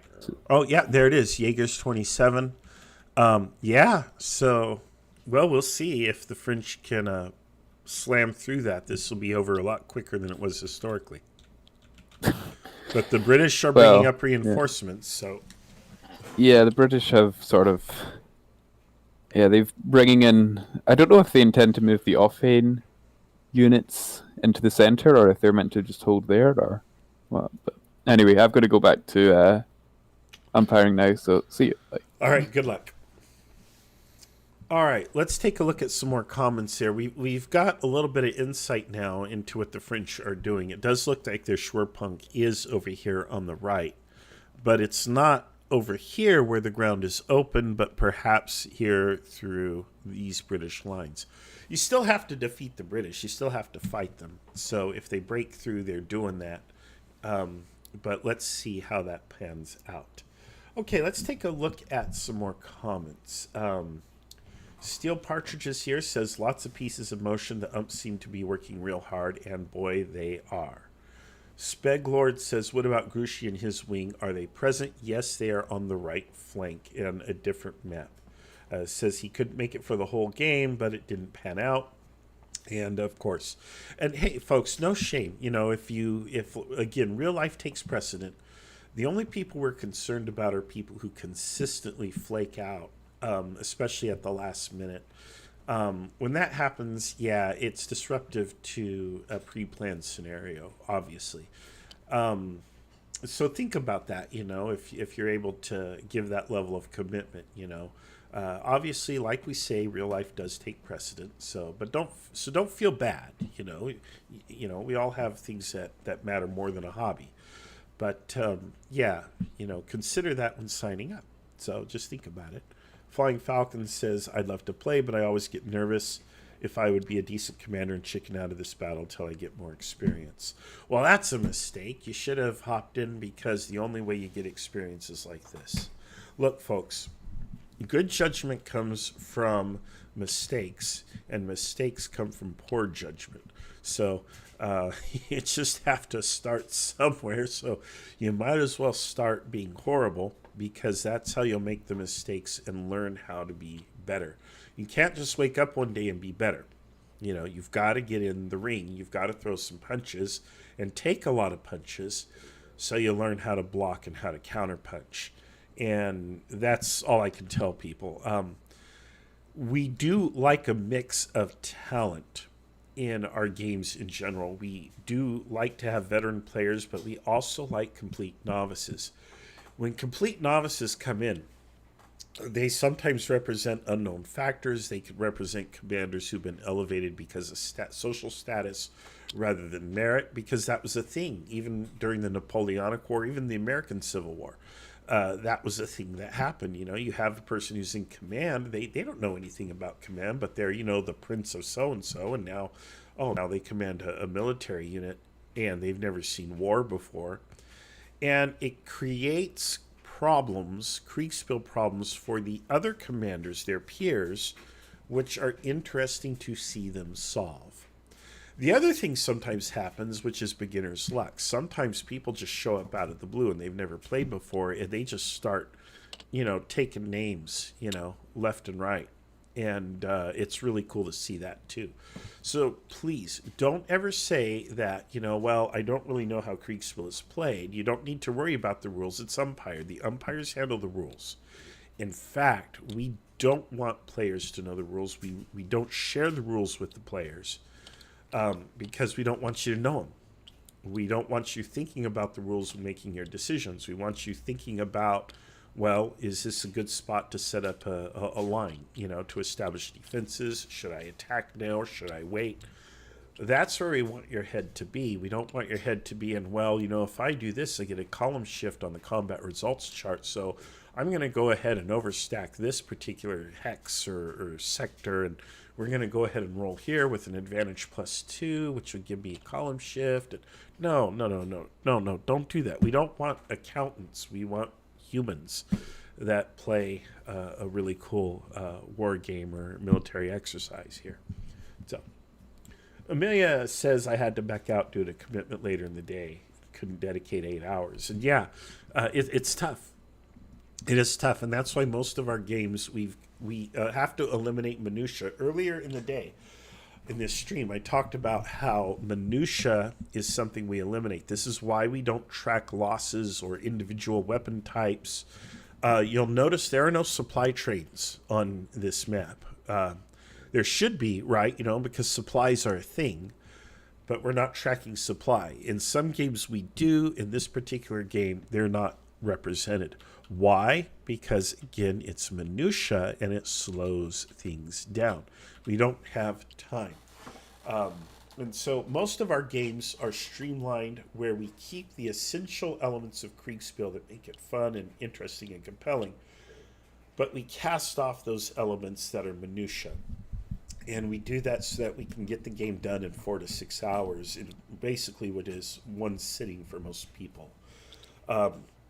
Things like my Kriegsspiel K22 and K23 systems are designed exactly for games of that duration, 1 to 4 hours approximately, because by after 2 to 4 hours, you've scratched the itch to play Kriegsspiel. A lot of times you're only going to get 2 or 4 friends together to play with you because it's hard to get larger groups.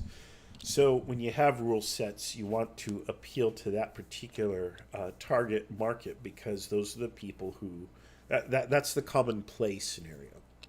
In these bigger games, however, where you've got nearly 100 players, you don't have time to track supplies and ammunition and individual casualties. So, but yeah, it is a commitment and it takes a long time. And unfortunately, we know that the length of these games puts some people out of the ability to participate, which is why we've tried to keep things smaller. It's also why we have play-by-post games in the International Kriegsspiel Society. So if you aren't able to play for an extended period, like 4 to 6 hours, you can still scratch the itch by playing a play-by-post game where the turns move every day or two and you just kind of check back and submit your orders. So that works well. But I do want to say, knowing Amelia is a known quantity and incredible solid participant. So if Amelia ever says, hey, I can't do it, no problem, not an issue. And there are people in that category too. We totally understand. But yeah, sometimes we get these people who consistently just flake out. We don't even know them that well. We just know they sign up and they just want to do mayhem, and then they wander off or don't show up or whatever. And we're like, what do you do with these guys? But that's not Amelia here. All right.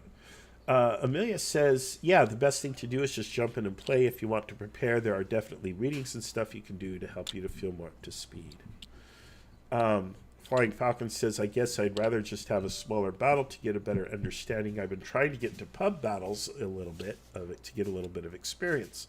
And that's great. Pub battles is based loosely on Kriegsspiel. It's kind of Kriegsspiel-like. It's not technically Kriegsspiel because it isn't played double blind. But it is designed for quick 2-player. You can get a game out in less than an hour. Two people. It uses a chip pull system, which enhances the fog of war. The problem, of course, is you see all the pieces, so there really is no genuine fog of war like there is in Kriegsspiel. In Kriegsspiel, like you saw on Cookie's map, he doesn't know where anything is in reality. You see where all the pieces are, but when we were looking at Cookie's live stream, he is actually pretty out of date with his information, and some of his information is simply wrong. And that's the fog of war. And that's what it is in real military operations. You have a situation that you can plot it out on a map. But by the time you're dropping pieces on a map, that information is already outdated. And chances are your information is wrong to begin with. So that's actually a normal condition, and it's one of the problems that commanders have to struggle with and overcome to win.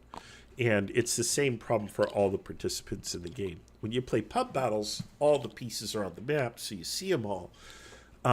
So I wouldn't call it pub battles Kriegsspiel, but it's an excellent primer for Kriegsspiel. It's a great way to get into it, and it looks beautiful. I mean, I have never seen probably a more beautiful game than Pub Battles. Pub Battles is pretty. Get the little Kriegsspiel pieces and see if you can get a big map. And it is an absolutely gorgeous system. Gorgeous game. Worth it. And fun to play, too. So, all right. Little shout out there.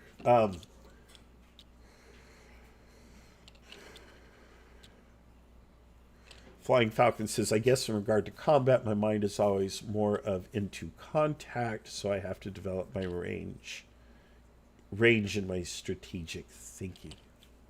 Yeah, but that's why we do Kriegsspiel, right? It teaches you that there's a lot of factors, not just range, but also time. You have also communications. You have to communicate, laterally as well as up and down the chain of command. Those communications have to be, what's the correct word? They have to be of high quality. They can't have a lot of superfluous information or words. You just have to be very, sharp, clear, and concise, and quick. And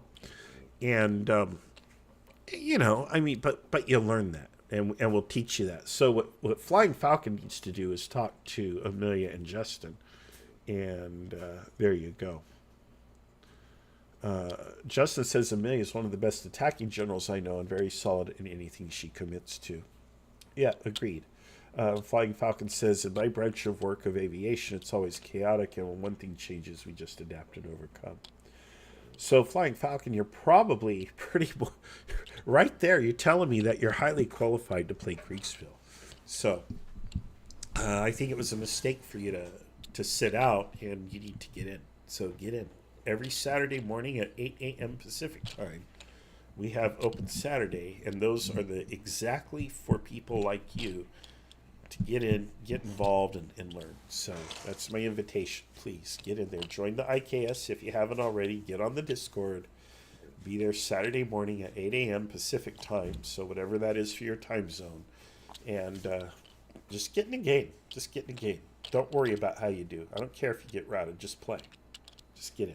Okay? All right. Let's take a minute here to have a sip of coffee.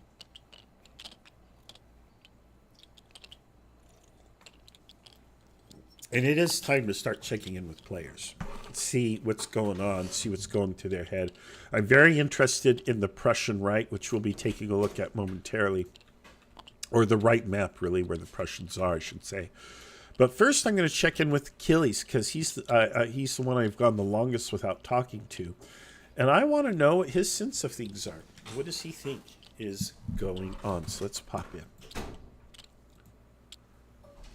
Apparently, we started our attack at 9 o'clock in the morning. Hey, guys. Oh. Hey. What time were you supposed to start your attack? We were supposed to... he asked me earlier in the week what time I wanted to start, and I said 10. So, yeah. I originally had said 10. And there was a heavy rain the night before. Mm-hmm. The ground was soggy, and it wasn't supposed to dry until sometime around 1. Okay, that's historic. And yeah. yes, and so I ordered the attack to start at 10 a.m. because that will take the soggy ground will take the artillery out of the, will make the artillery less effective, but it'll make it less effective for both sides. Right. And I wanted it to be an infantry fight to start with. It would also impact the cavalry because it'll make it a little harder for the cavalry to charge. Mm-hmm. But that was okay. I didn't mind that because it was air cavalry I was more worried about at the beginning. And then about 2 hours into the game, the ground would be dried, and the cavalry could really function, and the artillery would function better. And at that point, 2 hours into the game, we should be reaching a point where we're going to use the cavalry for more exploitation. At least that would have been the hope.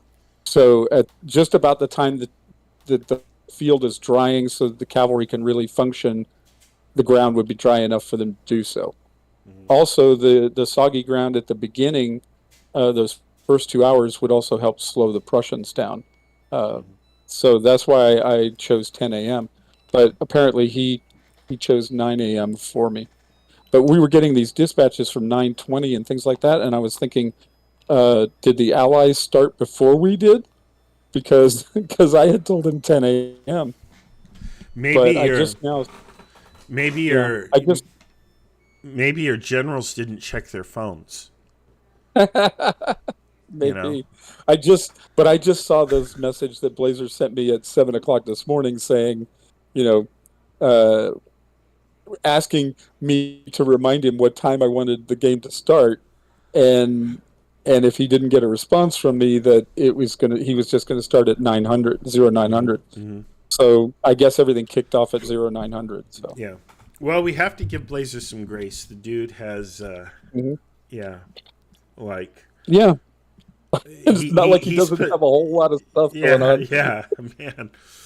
Oh, man. I think the big lesson the IKS is going to learn from this is we really need a committed team of more than just one master lead umpire to do the work. He did have a lot of help, but I think he needed committed help, which may have been a little better. But he had some good help. It's just I think a lot of it was probably ad hoc, which left him running a little bit more ragged than comfort would allow. But anyway, what's your plan here? What are you doing? What are you doing right now? We are just sitting here waiting on information. We've received very little information, and so I don't really know what's happening.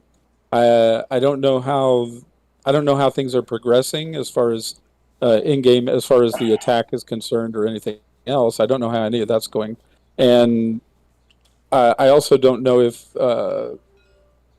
they had some issues getting everything kicked off and everything started. So it seemed like a long time before we got first dispatch and all that kind of thing. So it may be that they just started a little later. I'm hoping that they've got it all worked out and everything's working smoothly, or relatively smoothly at this point.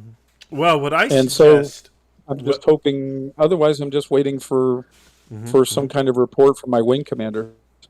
Yeah. Well, what I suggest is that you just forget about it. Just forget about it. That's right. We're just hanging out, eating a pork sandwich, sunning ourselves out by the headquarters. Yeah, forget about it. Come on. Forget about it. I mean, it's we've talked about this before. It's in my mind, this is mostly out of my hands now. All of my work was the prep, making the plan and deploying where I wanted them to, and all that kind of stuff, and all of that's done. So now it's in the hands of the field commanders. They've got to execute, and adjust to whatever the real situation is, because you don't know what the real situation is until the curtain comes up. So you're just taking the day off, huh? Just Mhm. nobody wants to work anymore. We call this quiet quitting. You know.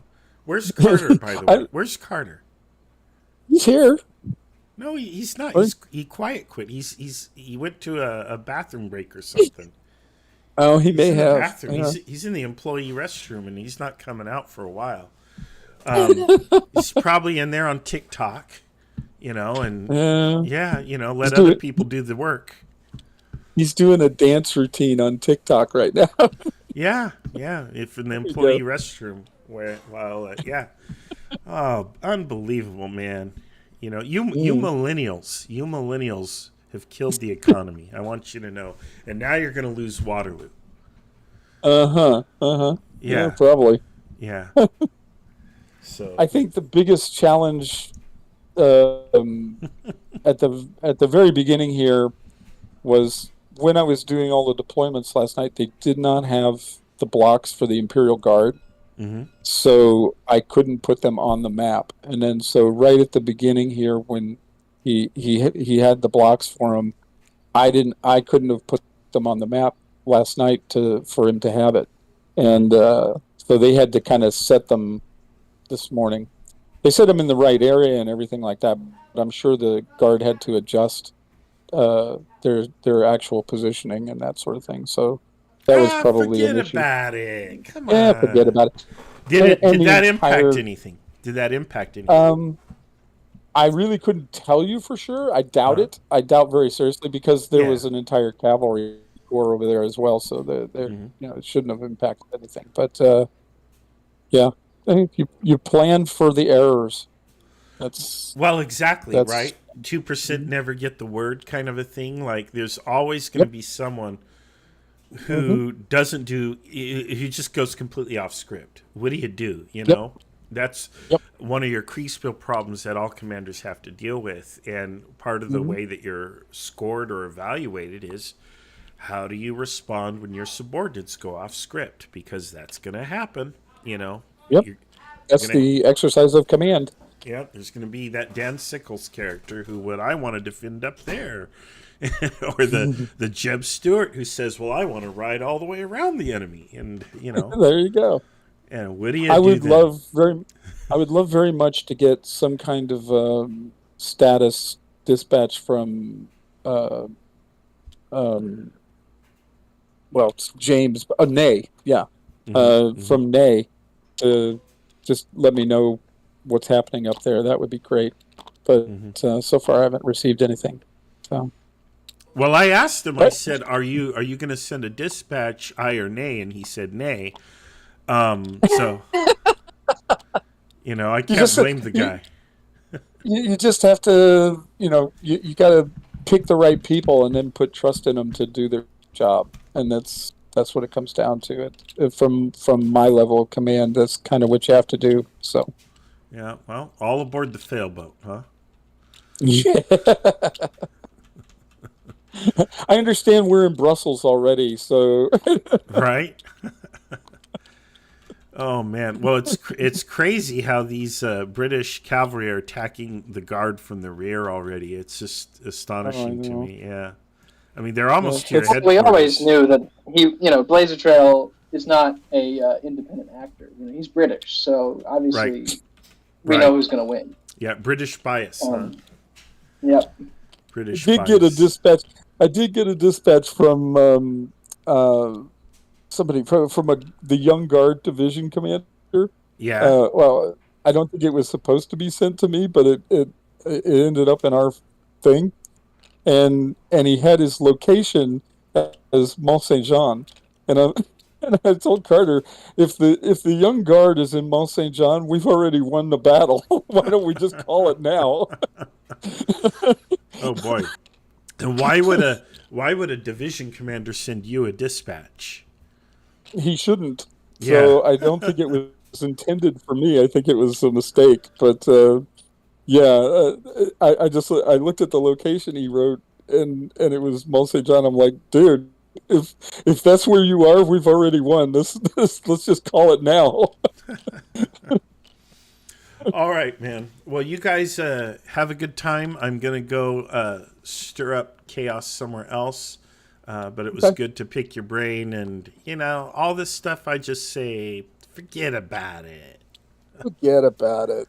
All Yeah. right, guys. As long as the Prussians don't come riding into headquarters, we're okay. Well, we'll see what happens there.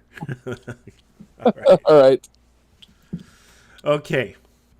They know that I see the God view of the map, so players will also say things, and they're looking for some hint in my voice, So I just keep them guessing by just everything's a joke, right? You can't take me serious. But yeah, I don't want them to metagame my commentary. I want them to think for themselves and I'm not there to ease anyone's anxiety or to confirm what they think is happening or not. Hey, Blazer, you're here.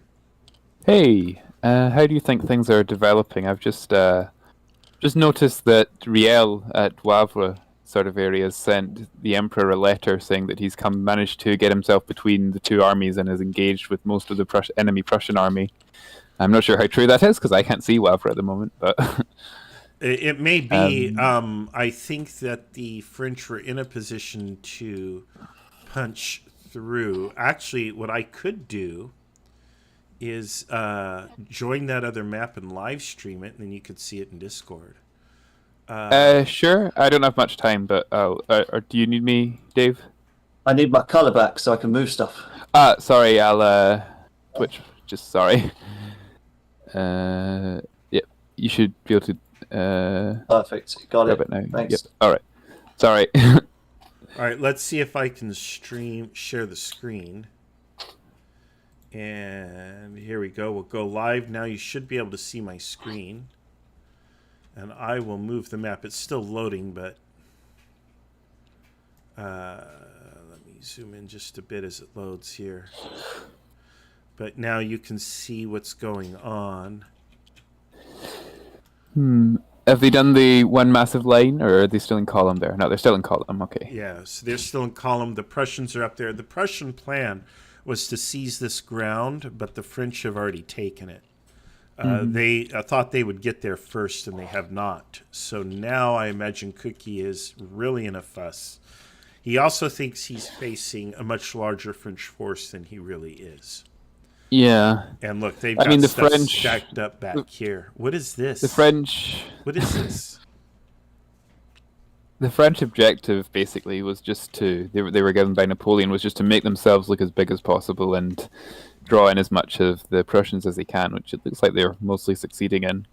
Although, I mean, I don't expect them to hold out all day there, but no, they wouldn't if the Prussians are determined. But if the Prussians are afraid of losing their army, or they had a plan to attack to the southeast. Actually, if they attack in the wrong direction, look here.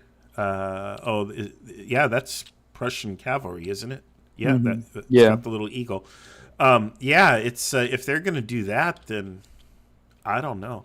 But hopefully the idea is this guy here is Rotor will communicate back and be like, hey, there's no French here. And he'll find the French flank and say, here's their flank. And Cookie will be able to put 2 and 2 together and salvage the situation. But right now, I don't think the Prussians are performing very well. But then again, just like last weekend, I think the deck has been stacked against him. He didn't have all of his commanders show up, I don't think, again.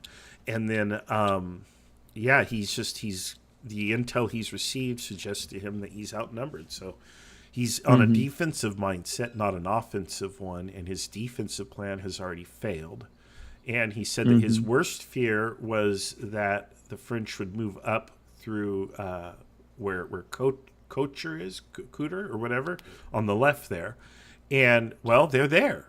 So even though they're not there in particular force, the report he's going to get is, yeah, the French are there. And in his mind, he's going to assume the worst. So I am going to talk to him here in just a minute and see if he is really going crazy and has lost, and if he's just absolutely beside himself or what he plans to do. So... yeah, I'm going to need to head back to... I need to deal with something with the umpires right now, but... good luck. Okay. See you. Bye. You got it. All right, so yeah, we're going to go talk to the Prussian commander, who does have a force that's kind of, this northern column here under von Kraft, whoever that is doing the right thing. They're moving around. They're finding a way through. Hopefully, though, they are reporting back to headquarters and sending dispatches that, hey, we're in this area and there's no enemy in sight. Now, if they're not sending back a dispatch, I guess he can do whatever he wants. It won't make a lot of difference. But the information, a lot of times when scouting, what isn't there is as important as what is there. A lot of times players will assume if I don't have any contact with the enemy, I do not need to send a report. No, you have to send the report because that is information. And all the information put together provides a clearer picture. So you do want to send back a report to headquarters and say, look, we're here. It doesn't look like the enemy has made it this far. We have no contact with them. The way to the west appears clear and open. And that way, if he's meeting resistance here in this area where he expects to be operating, he can simply flank around to the north and continue to link up with the Anglo-Allied army. Now, of course, communications between the two armies are also important. And hopefully they are sending dispatches back and forth. If they are not sending dispatches back and forth, then I don't know how you coordinate telepathy, but you're not going to coordinate. And if you don't coordinate, then, well, you're not going to make it. All right, let me stop my little screen share there. Stop streaming there. And then let's see what happens here. So let's go ahead and talk to the Prussian commander now. Let's scroll on down. Let me click here so quit scrolling the map. And let's talk to the Prussian commander. Where is he? Where is he? Here he is. Yep, all right. Ride over to the horse batteries and order them around if you want me to. I wrote a message to them. You might write down there and find out what is going on there. Maybe it's just umpires forgetting it. Maybe it's something else. But I'm a bit annoyed that that potent weapon got forgot. That's kind of an important piece.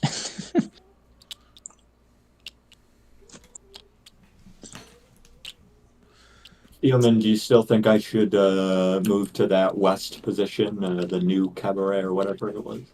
Yeah, Neuf Cabernet. Neuf Cabernet. I mean, yeah, unless obviously if Army Command. Neuf Cabernet, where do you mean? It's a little south of the town of Fromont. It's kind of near that junction. I thought 11th is already going there. I thought you would be going like into that crossroad area. Because otherwise you are too bunched up in between Fromont and Grand Provençal.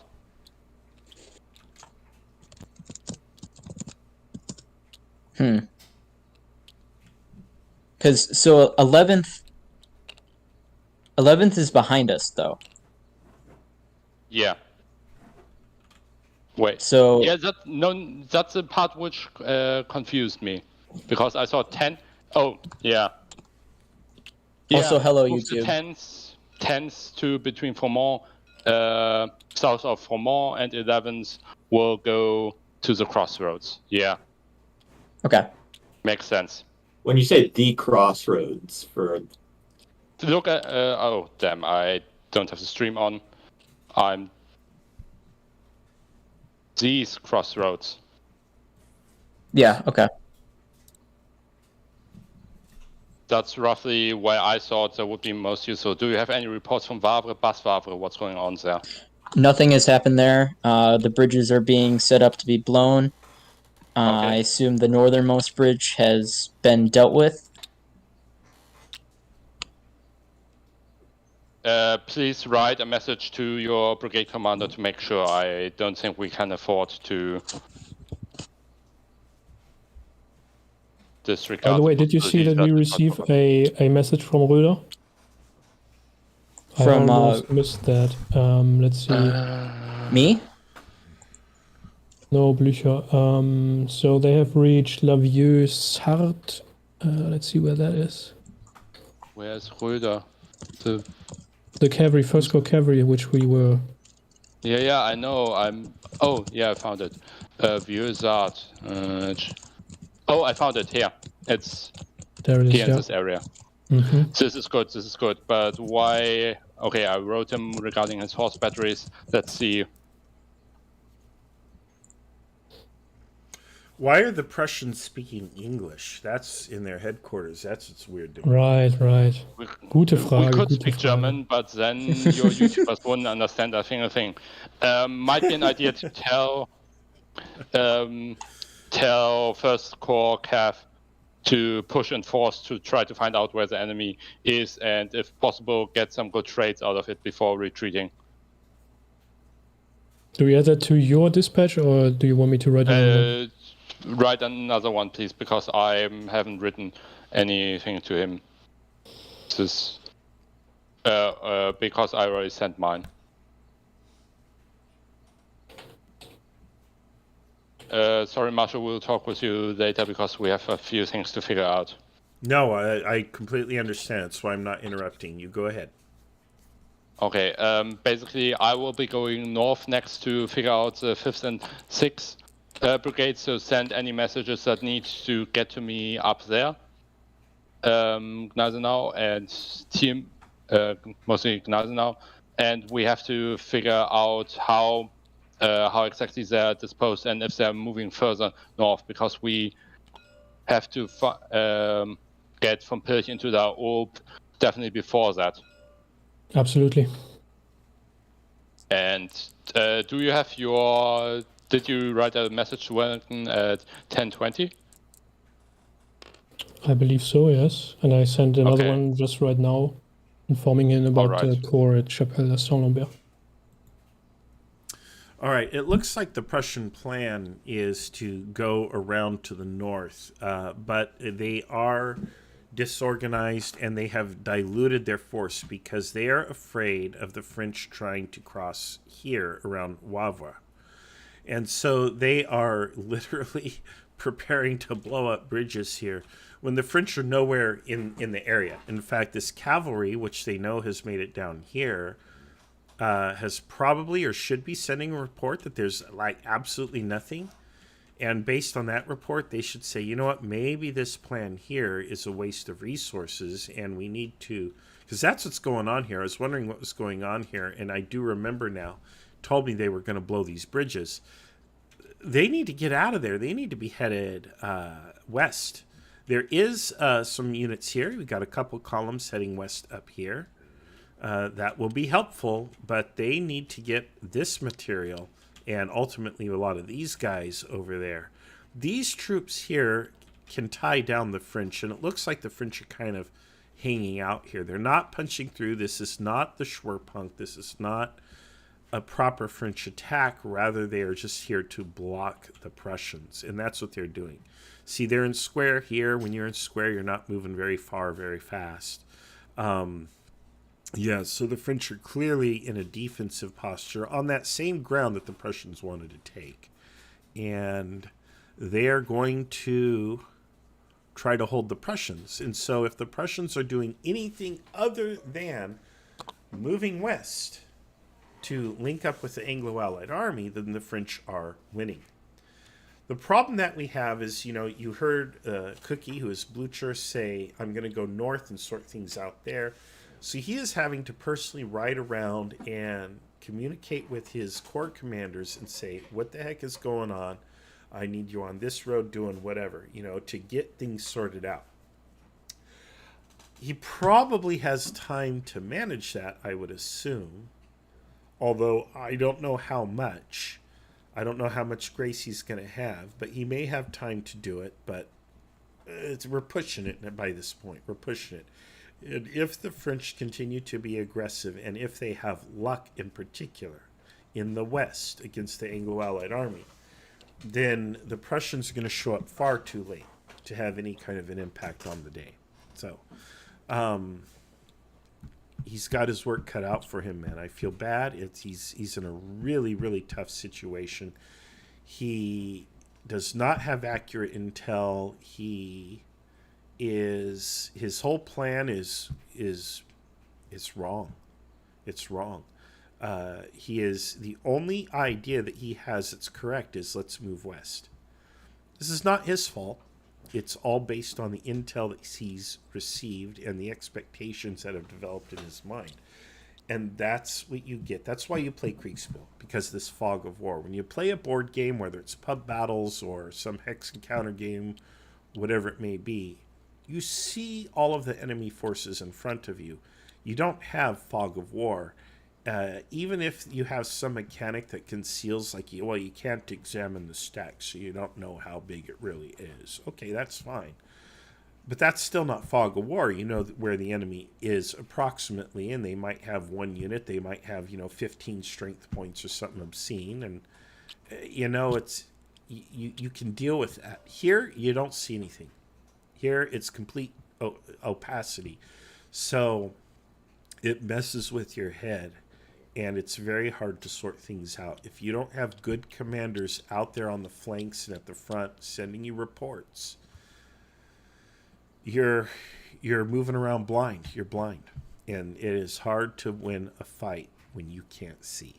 So it's tough times for the Prussians. And again, Cookie is the least to blame.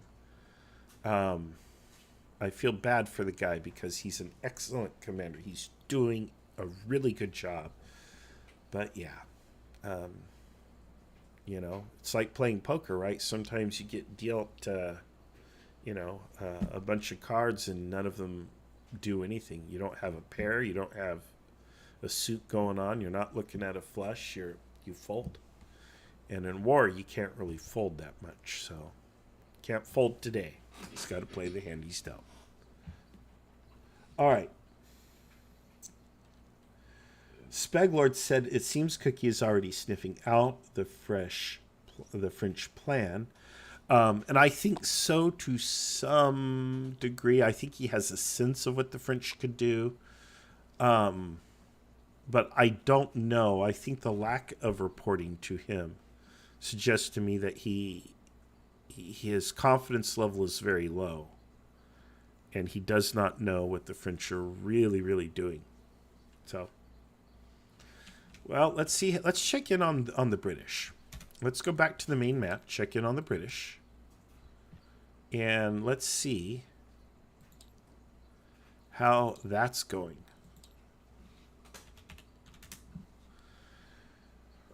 What's going through the British mind? Of course, we have to check in on Lizzie, Peter's new pup. All right, let's see here. Where are we at here? Let's find Peter in all this mess. There he is. Okay. Hello. Hey, Marshall. Hey, how's Lizzie doing? Lizzie is fire. So she's doing a good job. I mean, actually, if I wave my hand towards her, she might flip over onto her back and show me her belly. So, all good. Cute pup, yeah. Cute pup, cute pup. Absolutely. All right, well, let's talk about boring stuff then. How's it going? What's your sense of the day, and what do you think the French are trying to do? So my perception is that they're trying to front in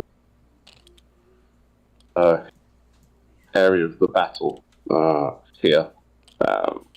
That's my general conception of it. And I think we're moving forces to counteract that front reasonably well. So I'm optimistic at the moment. I guess there'll be a secondary push coming through from somewhere, and it's just a case of where that. What's that word? That German word you say, Marshall? Schwerpunkt? Yeah. I think there's a bigger punch coming somewhere that broad line, and it's just a case of are we in a position to counteract it? So, Marshall, is that your name? Yes. Yeah. I mean, I think we're in a decent spot, spare point wise, because we have our back to the forest, so they can't really get behind us easily. And I am playing a very fun game. It's called Find the Blue Cur. I've dispatched runners to no less than 6 different towns, and and I have no idea whether they've reached him or not. So. Yeah. I will continue to play this game called Find the Blue Cur until he either shows up on our map or decides to talk back to me. So, have you received no dispatches from the Prussians today? No. No, we have not. Wow. Okay. We sent a dispatch last night, I think, and then we sent multiple dispatches during the day. So, but given how far away they are, it's possible that it's gotten to them and they haven't sent a runner back yet. So, but anyways, I will keep talking to him. Maybe he doesn't deem me important enough. I don't know. Maybe Wellington needs to sign the letter. But we will see what happens. Well, I trust in the prince's judgment. Yeah. Well, if your name comes up on his phone as scam likely, he probably won't answer it. Scam mail. Yeah. Sir, a critical dispatch has arrived for you. We've been trying to reach you about your car's extended warranty.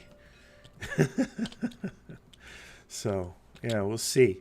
Well, yeah, I mean, they will track the dispatches. Hopefully the dispatches get through and get to where they need to go. And, communication is key in Kriegsspiel. So if you are communicating, if you're not firing, you should be communicating.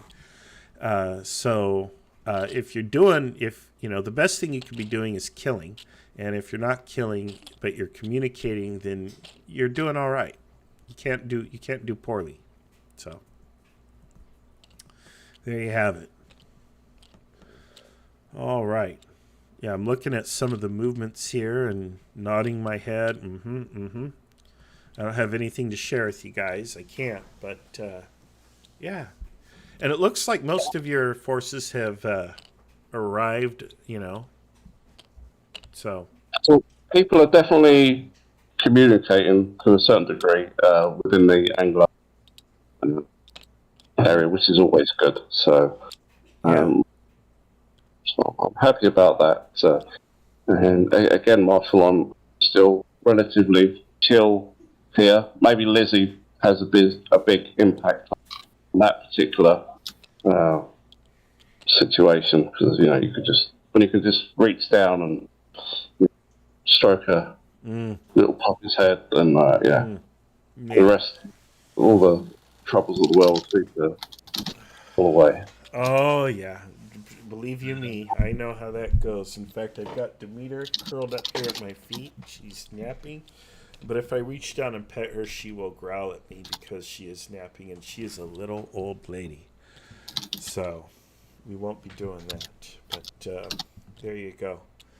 Well, Peter, I know you're coming across as kind of blasé or nonchalant, but I told the live stream that you actually won our Kriegsspiel Royale, and not to underestimate you. I think that's actually just your shtick. As far as I know, you actually have like a whole spreadsheet.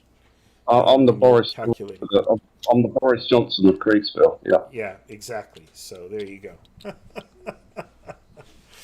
All right, guys. Well, hang in there. Keep fighting the good fight, and we'll see what happens. Good luck. Cheers, Marshall. Cheers. All right, there you go. So the British, it looks like their line is solidifying. They're actually counterpunching here on the left. You may have seen that pink arrow that was drawn. That's this cavalry unit here, this division at least, is going to be coming in on this French flank. Now, what that's going to do is not a whole lot, but it will tie up some of these units, and it's going to make the French start looking left, especially because the attack is coming in on the extreme flank. So that could actually pull reinforcements that way as they fear an envelopment on that side. So it's really going to come down to the nerve and the positioning of whoever this commander is of the 11th Division. So we'll see. We will see. And what resources they're willing to send him. So whoever that wing commander is, or the left corps here is that third corps. So whatever the third corps feels is going to be pretty critical to what happens here. I think it would be a mistake to send too much over here. I actually probably wouldn't want to reinforce it, even seeing it from this view. Because really, again, if the Schwerpunkt is here and you're sending units to the left, well, you're not sending him in the direction you need to go to win. You're reacting. And you're letting him determine your deployment. Of course, you can't let the left get enveloped, but you could... I mean, this isn't a bad position. There's no infantry in support. So, if they form squares against this cavalry, and then... Look at these guys. These guys are disrupted. When recovered route, but route with an E, but I think they mean it route with no E. I think they probably galloped here. They probably moved at double time or quick time or something to get up there. And as a consequence, they are disrupted. Here we have more units coming in. More. So this is a good size hammer. It's just, you know, if you get there and the men are exhausted and they're not in good shape, well, that's a problem too. But let's see here. Here in the center, there's still a lot of potency, a lot of power here. And they've kind of pushed, and it looks like, well, there's just more British coming up. So it's going to come down to managing the rotation of these divisions that are pushing. You see that this division here is falling back already. It's out. This here is online or coming online. These guys are going to need to get up into this if they're going to push through here. So it's not looking as good for the French as it was at the beginning of the day. The British reinforcements appear to be going to the correct locations where the pressure is greatest. So Peter may act like he's hardly involved, but he's made some good choices. And those choices might be enough so that when the Prussians do arrive, the French are basically spent. So let's see what happens. Let's see here. Let's take a look at the commentary. Amelia says, interestingly, the battlefield here is much wider than historical, which in real life was basically contained between a point a little east of Hougomont and the western edge of Papelet and the Prussians, fighting in the area east of Plassenoy. Yeah, and Justice says we must ask John to get out his lines for the map. So John is one of our members who is basically von Rieswitz reincarnated. So we have declared. And he's quite the historian and academic and expert. Amelia is as well. Amelia is quite an academic, as I recall. So it's nice having these people in the community. They can come up with these obscure book titles and here, and you're like, oh, that's cool. It's a good read. Let's see here. Amelia says IKS players sure like demolishing bridges. Yeah, and actually it's something I pretty much never allow in a game. Depending on the bridge, it might be kind of hard. It just depends, but it's just the kind of thing that I don't know. It's not something that's going to be done over the course of 10 or 15 or 20 minutes. It's, I don't know. It's just quite a process to do that. So I'm not really a fan of people blowing bridges. Let's see here. Flying Falcon says, communication is key, something I said to my ex. Probably the best life lesson even outside Kriegsspiel. That's it. If you're not killing, you need to be communicating. So one of the two. I'll let my family know. Blazer, you're here. Hey. Hey, Blazer. Hey. How do you think who if you were to bet on this battle, who would you bet on at this moment? Well, at the beginning of the day, I would have bet on the French. I'm starting now to bet on the Allies because I think the Allies are exacting a heavier toll from the French than what they can afford. And they have reserves that are coming into the point that is most threatened. So unless the French push forward and rotate in fresh divisions and have some luck, I think they're going to run out of steam by the time the Prussians do arrive. If the Prussians arrive. Yeah, I think the Prussians will eventually get through, but yeah, you're right. Will they have a British army there to reinforce by then? Yeah. So, but I think I think we may be looking at a remarkably historic result today. But we'll see where this comes down to. It's going to be a near-run thing, as Wellington said. But I don't see that the French are being sufficiently aggressive. I mean, you look at their nearest reinforcements are.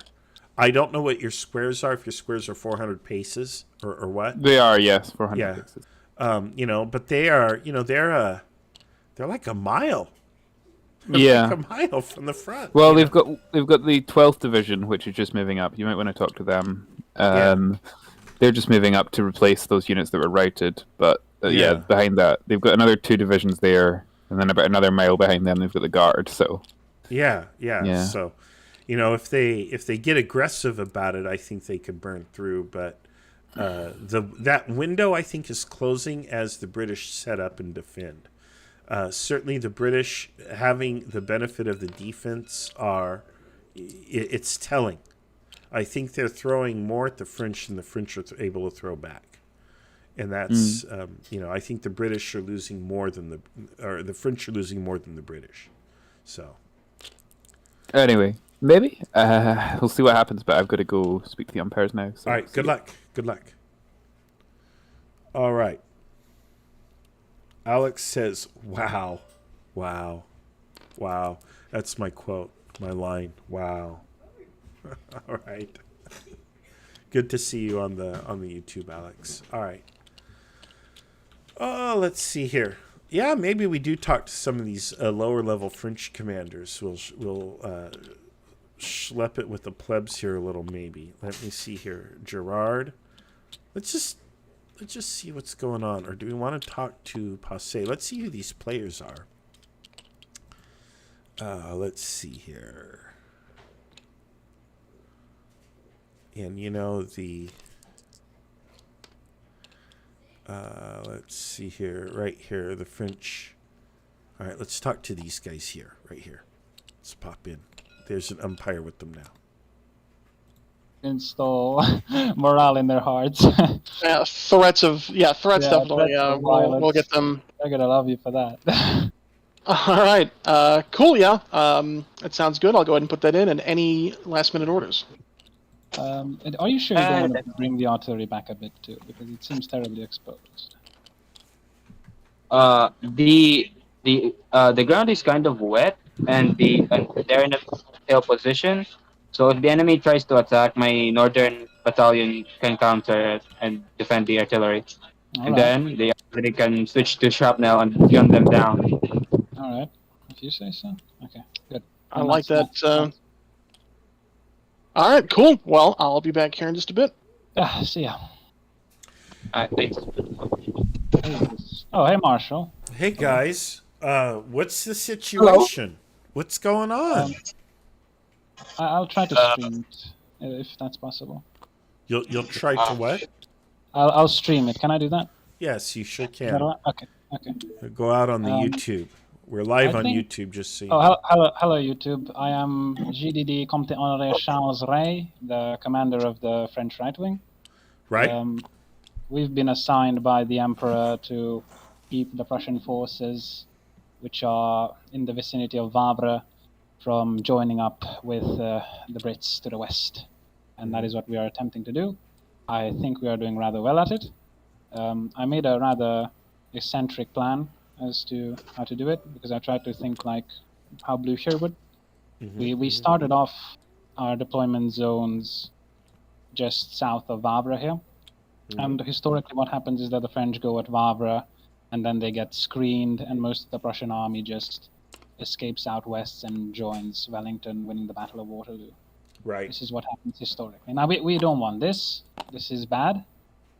So I thought, and one more thing is that compared to historical Waterloo, where Grouchy was on the right flank, we are deprived of much of the troops that Grouchy was. We are basically, our right wing, quote unquote, is actually just a single corps. It's a single corps of infantry, and from the briefing, we are told that the Prussians number 100,000. So I would say we are outnumbered about 1 to 10 in this sector, provided all the Prussians are still here. Now, our plan going into this was basically a suicide mission. I didn't suppose for a second that we could hold off the Prussians in good numbers for long. So we are just really aiming to tie them down for as long as possible and forcing them to engage us. Now, we didn't go at Wavre for 2 reasons. One, because, of course, Blücher can just screen it and then run away with his army. And second, if we, instead of going to Wavre, we move from the left side of our deployment zone. Give me a second. From the left side of our deployment zone to try and cut and or intercept the Prussians marching out west, then not only will we tie down the forces that are aiming to reach Wellington out west, but we will also render the screen he most probably left at Wavre, because it seems logical to leave a screen, useless. Well, until he, of course, eventually brings it up. Now, I do not know whether he left a screen at Wavre or not, because, of course, we're not there to see it. I suppose if he did, this is very good. If not, well, then we only caught like a corps or 2, which is coming at us right now. I think the only avenue through which the Prussians can still get anything through to the west would be like in the north here. But I sent some chasseurs out there to scout the area, and so far nothing has spotted, meaning that, well, there are 3 options. They have walked past already, they aren't there yet, or they're just not going that way at all. Right now, our aim is to just try to maintain our hold by seizing the most favorable ground possible. That would be this little gap of the Chapelle Saint-Robert over here. This is the greatest choke point we can use to hold off Prussian cavalry and troops. This is what we're trying to attack into and seize. And now I've also ordered Gerard over here to refuse his right flank because there's news of enemies coming in from Limellette. So basically, as an end result, we want our line to look something like this. And if we have ample enough reserves, and if we get news of anything up here, we might send some men to intercept the last possible road to Wellington for the Prussians. That's about the plan. I think so far we're doing good. We haven't been run down yet, and we've intercepted a great number of Prussians. So I think we're doing our job. I've already sent a report to the Emperor, so I hope he will be pleased with our performance. And that's about it. Well, excellent. All right. Well, that seems like an interesting plan.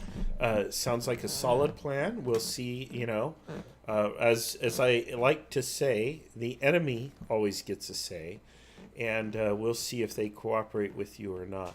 So, good luck. Sure, they do. Yeah, thank you. All right. Good job. Goodbye. Goodbye. Okay, that was not the command I wanted to talk to, but it was a great command to talk to, so very fortuitous, because it was good to get his report. You can see that he wants to establish a defensive position here. He believes that the enemy may still be here, which they in fact are.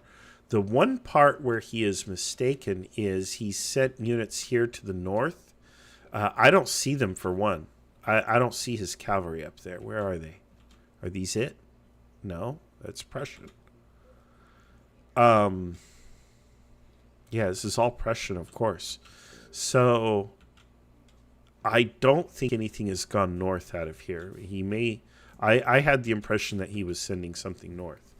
In any case, he doesn't want the enemy to be up here, but of course they are. And he's got about, looks like 3 or 4 divisions that are going to be coming through. So these units are probably not going to be opposed. So when they reach over here, they will be here in time to support the British, who might not be under a sufficiently great pressure from the French to be seriously jeopardized.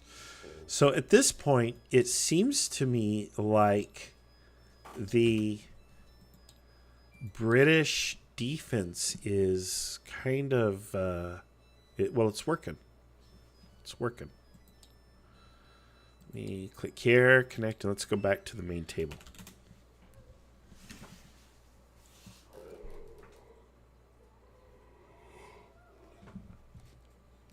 Oh, I'm tired and I'm out of coffee, huh? Oh, boy.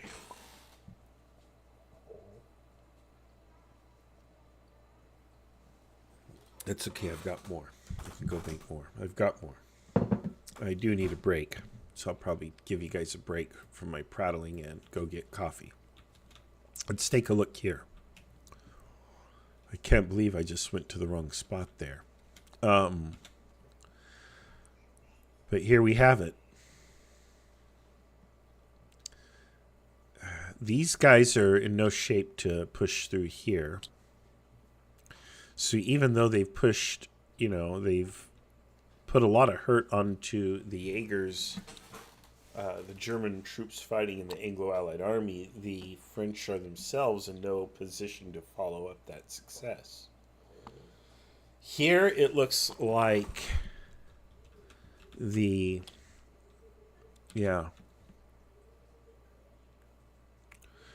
guys are holding out here.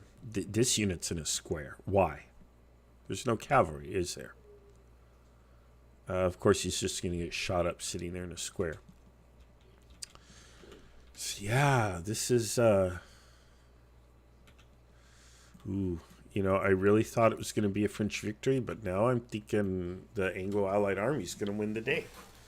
So we'll see what happens. Okay, I'm going to leave this running here for a moment. I am going to take a little bit of a break for myself.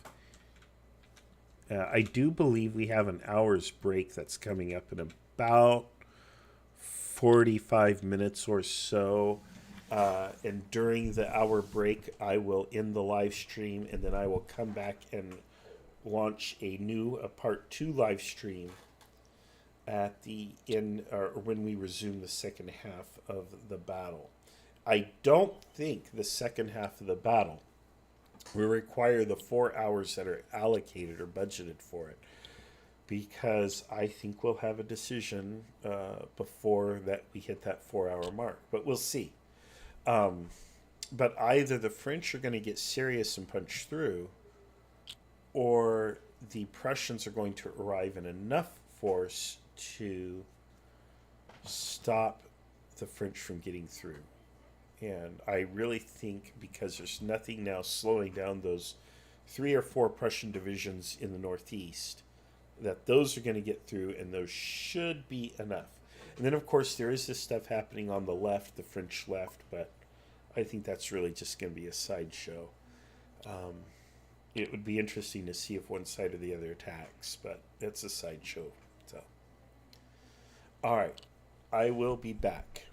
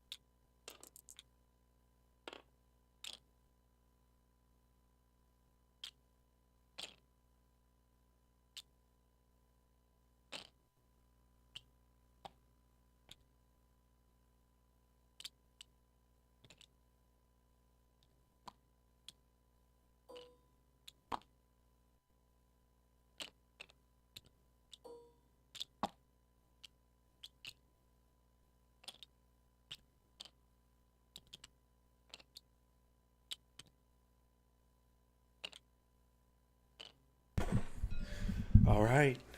I'm back. All right. It was a much needed break.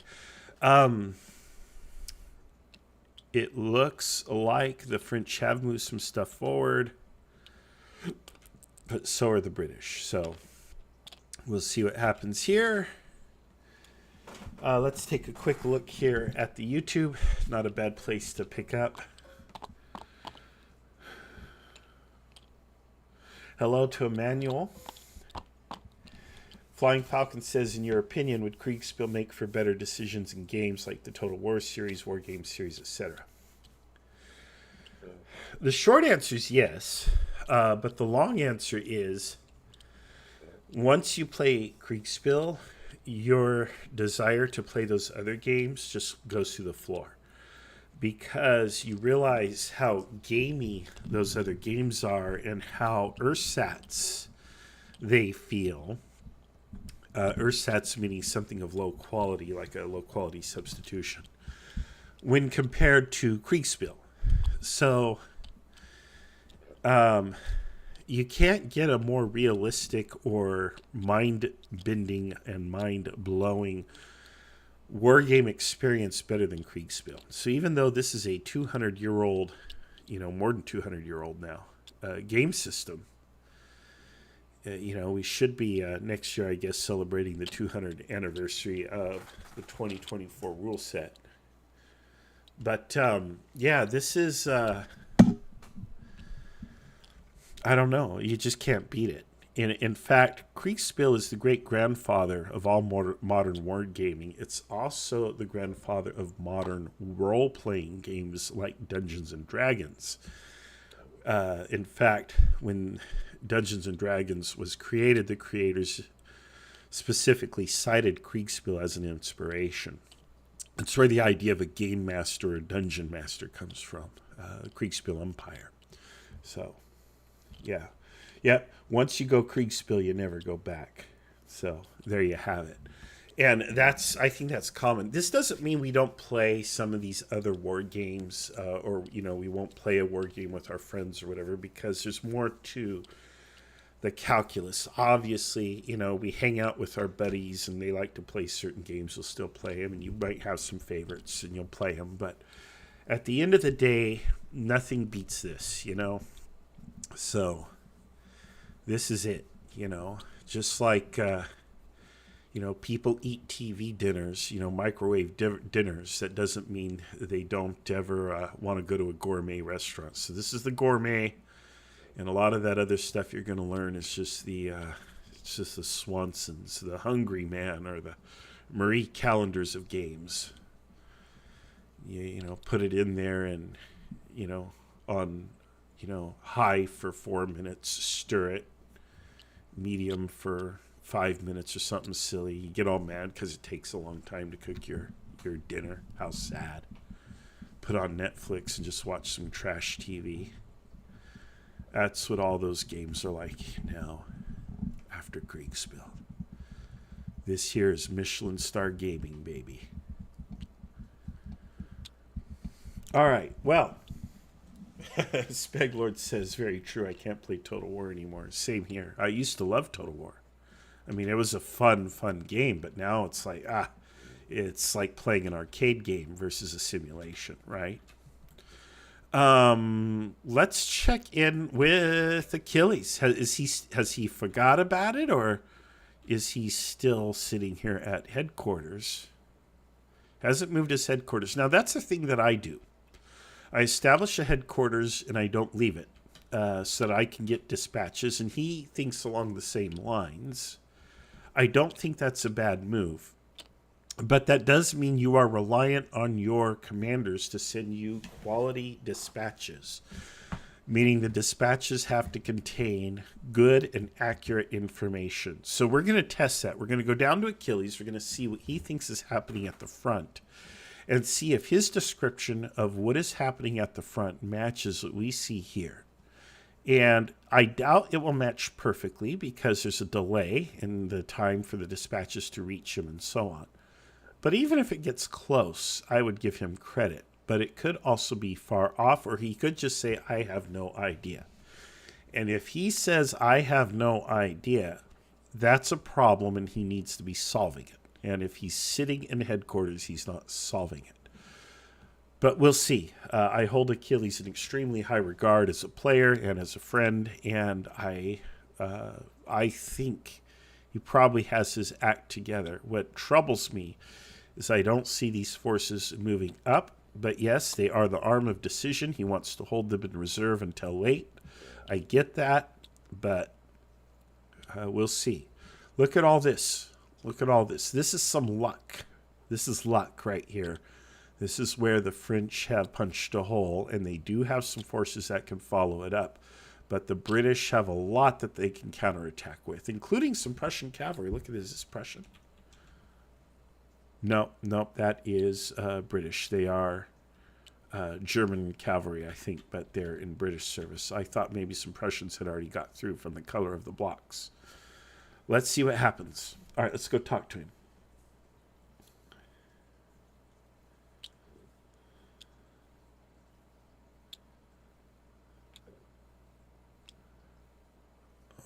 Okay, oh, here he is.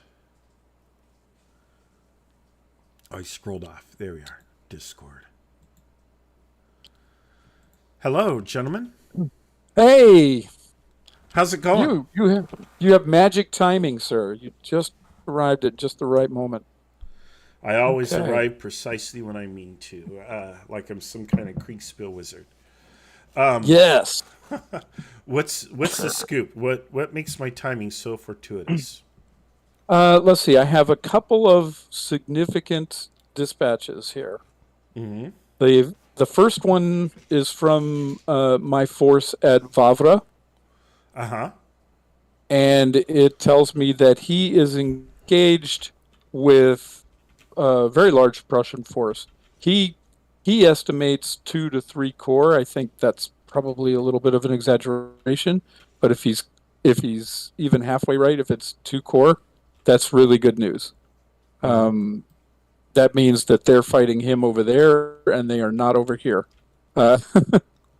So, and he's doing, at least according to his dispatch, he's doing pretty well. So he's trying to stay between them and us, and that's what I need him to do. The other dispatch is from my right-wing commander, from Marshal Ney. Mm-hmm. And the progress of the attack is slower than I'd hoped for, due to the enemy. I mean, the enemy gets a vote, so right. The enemy has put significant force in there. Seems there's a British cavalry corps in that vicinity, and all. However, we are still making progress over there. He's got a lot of firepower to use. So it looks like he's adjusting to that situation really well. Who is he? Yeah. The British or the French?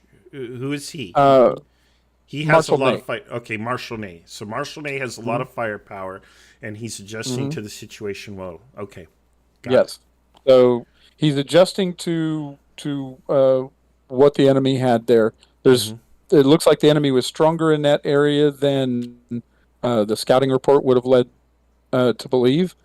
The initial scouting report, but he does have he's got a lot of firepower to use. So, and from what he tells me in the dispatch, it looks like he's adjusting to the changed tactical situation perfectly. So that's exactly what he's supposed to do. And they're doing what they're supposed to. Who is your Marshal Ney commander? James. Oh, really? Mm-hmm. I need to find him on here. I'm looking for him. French Guard, no. Guard Corps, no. He should be wing commander. He's right under me. He's let's see, 1, 2. He's 3 channels under the one you're in right now. I think I see his profile picture in one of the first corps channels, but yeah. Oh, left wing Ney. There he is. I was looking for right wing for some reason. Okay. Yes, that's because it's a little confusing. He's not on the left. Wing's on the right. The left is on the right. Yeah, it's okay. That was actually something that I did because they both changed their title, their profile thing early on when they were given the commands for Zendos and for James. Oh, look at you guys. I see what you're doing. I see what you did there. Mm-hmm. You're telegraphing intel, metagame information to the enemy and assuming that they'll run with it. Oh, he foolishly told us where he was going to be on the field, so...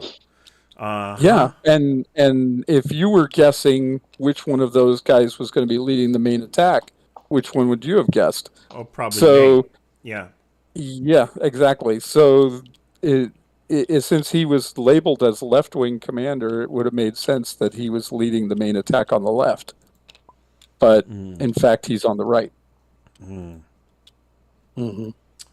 Well, it's good to see James playing in a game on a Saturday too. Usually I've not really seen that. So it's good that he's getting to play today and that he's in a decisive position. He is a powerful and effective player and master umpire in his own right who runs amazing games. And he is well placed. And that's why we let you guys, this is why we handpicked you guys and let you handpick your commanders, because... That's right. You got to put the right people in the right place. Yeah, yeah. Now, I've got to tell you, I am always wrong, and that seems true again today, but, hey, at least Carter's here to kind of balance it out, so... Did you predict a massive Allied victory? Is that what you did? No, I predicted a massive French victory, but we know that whatever I predict, the opposite is always wrong. Yeah, so that's how I changed my win-loss rate from 40-60 to 60-40 was, describe what I think is happening, come to a decision, and to do exactly the opposite of all of that. Gave me a 60-40 win rate. So. We were just discussing that exact thing only a few minutes ago. Yeah, Carter and I were. There you go. Yep. That's exactly right. It's the best strategy I've ever come up with. So. You think you came up with? Yeah. Well, of course I didn't, but So there you have it. Hey, run with it. Take credit. Right? Might as well. Might as well. Yeah. All right. There you go, sir. That's what we see at this point. Although, quite honestly, I don't know exactly what's going on out there. So, but that's what I have. That's what I know for now. Sitting in front of a cafe with dark sunglasses, so it wouldn't be surprising that you're not seeing much.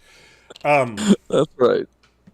So are you getting regular dispatches from your commanders, and are they good dispatches? The only two people who should send me a dispatch are the two wing commanders. If I get a dispatch from somebody else, they're doing something wrong. So, with the exception of the guys who are on a different field, because they're not wing commanders, but they can send me dispatches. And if a cavalry guy wants to send one, but he shouldn't be. He should be sending. They should be following their chain of command. So yeah, division. I mean, I instructed them on this more than once before games. So divisions should be reporting to their corps commanders to their wings, and wing commanders to me. So if I get a dispatch from anybody else, then they're probably doing something wrong. I have not. They haven't sent me much. This last dispatch from Ney is actually the first one I've received from him. But it was probably the first time he's had anything significant to report to. And I also told them, don't worry about sending dispatches to me. That's like an afterthought. When you have a moment, send me a dispatch and let me know what's going on. But it's not your highest priority. Because they have a lot of other people. They got to go back and forth with the corps commanders under their command and that sort of thing. So if they wait a couple of turns or an hour to send me a dispatch, that's fine. All right. Makes sense. Okay, so I'm probably going to go talk to Nay. Okay. He's got that's where the pointy end of the spear is, so I would go find him. Yeah, it should be easy to talk to him. He's got a KIA marker. I don't know what that means on him. But, whatever. It's Kriegsspiel. Maybe it means Kriegsspiel, incredible, awesome. Who knows what that means? Yeah, sure. Yeah. All right. Kriegsspiel, incredible avatar. My avatar is amazing. That must be what it means. So I'll go find out. Please tell them to send more dispatches so that I have more dispatches to respond to. Salt received. Salt would like more to do. So yeah, tell him if you can send him a few more dispatches, so he doesn't have to just listen to me talk. Listening to the Emperor talk is fine. I don't have a gun pointed against my head. I'm not being forced to say anything bad or anything nice about the Emperor whatsoever. There you go. Yeah, of course. I popped half a Xanax. I'm good for the day. Oh my lord! No problem. Oh man, I only wish I had drugs. But anyway, all right, guys. Good luck to you. All right. The Kriegsspiel doping scandal. Yeah. Oh boy. Yeah. We found a dime bag in Marshall's house. He doesn't know how it got there, but the investigation is ongoing.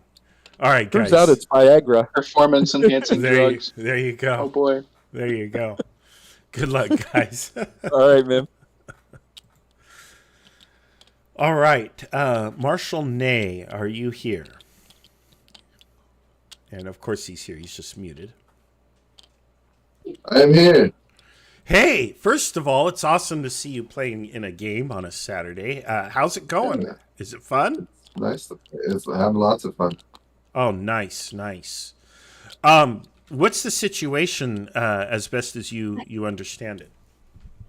Why'd you put yourself away in the bomb chest? So I had the enviable task of commanding the main thrust on the British left, their east flank, where we expected them to be weak. So I've got First Corps as the point of the spear pushing kind of from Papelotte west, and the Second Corps of Cavalry pushing on their flank.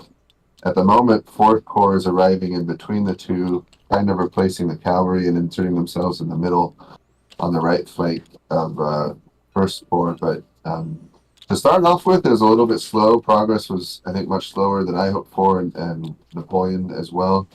But I just got news that we had pushed the enemy out of Schmallen, or however you pronounce that. But they're putting up a pretty good resistance and obviously trying to delay us. But I heard that we've, with a grand cavalry charge combined with some infantry pushes, we've pushed hard and are, I think, routing them on the far right, which is good, which hopefully will enable. It's been a while since I've been over there, but the cavalry should be moving up on their eastern flank and threatening them there. So slower than overall, but we're making progress, and I'm feeling good about it. Good. How's the communication with your subordinates? Are you getting good dispatches out of them? Pretty good. I'm riding around like a wild man, so I'm making contact with all of them with about every hour, which is helping with communication and figuring out what's going on. But yeah, for the most part, they're doing pretty good. Outstanding. Keeping me apprised. And I'm trying to write to Bonaparte, let him know what's going on. I've not heard from him at all yet, so maybe my dispatches just haven't arrived yet. But I'm trying to keep him informed of what's going on. Okay. Well, outstanding, James. I just wanted to check in with you because you are in a really interesting spot from my view, probably from your view as well. You're certainly seeing a lot of action, so I wanted to check in and see how it was going. So thank you for answering my questions. Sure. Thanks, Marshall. You got it. Good luck.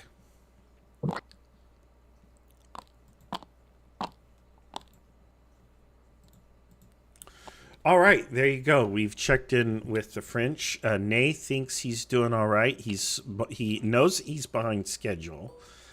He is moving up what he has. He's moving up the 4th Corps. What do we have here? This is also 4th Corps. These are all 4th Corps divisions. They need to move up, though. They are a mile, almost 2 miles behind the front. And, well, I wonder why 4th Corps hasn't moved up their reserves. Why is there only 1 division going forward? That's a good question. On the other hand, this cavalry's pushing pretty hard, so... And we'll have to check in with both. So let's check in with the Kellerman's cavalry, if I can find where he is. Let's see here.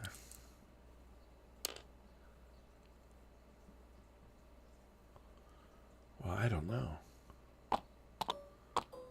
There's so many.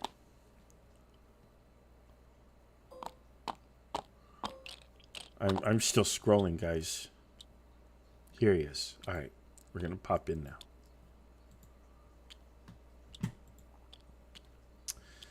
Hello, gentlemen. Hello. All right, I just wanted to talk to who is in the second. Who is Kellerman? I am. All right. Hello, I am Kellerman. I'm Marshall. Just so you know, we are live streaming on YouTube to a lot of concurrent viewers and probably a few neighboring planets. And how do you think it's going? What's the scoop? Give me a report. We were stalled relatively early, based off the original plan that we had, which was to push on the right. But we are making a little bit of progress, or at least so I hope. My intention is to continue as much as I can to the northeast and try to block what I can of the Prussians, hopefully, if they're on that side, reinforcing. But as for what's going on, no idea. All right.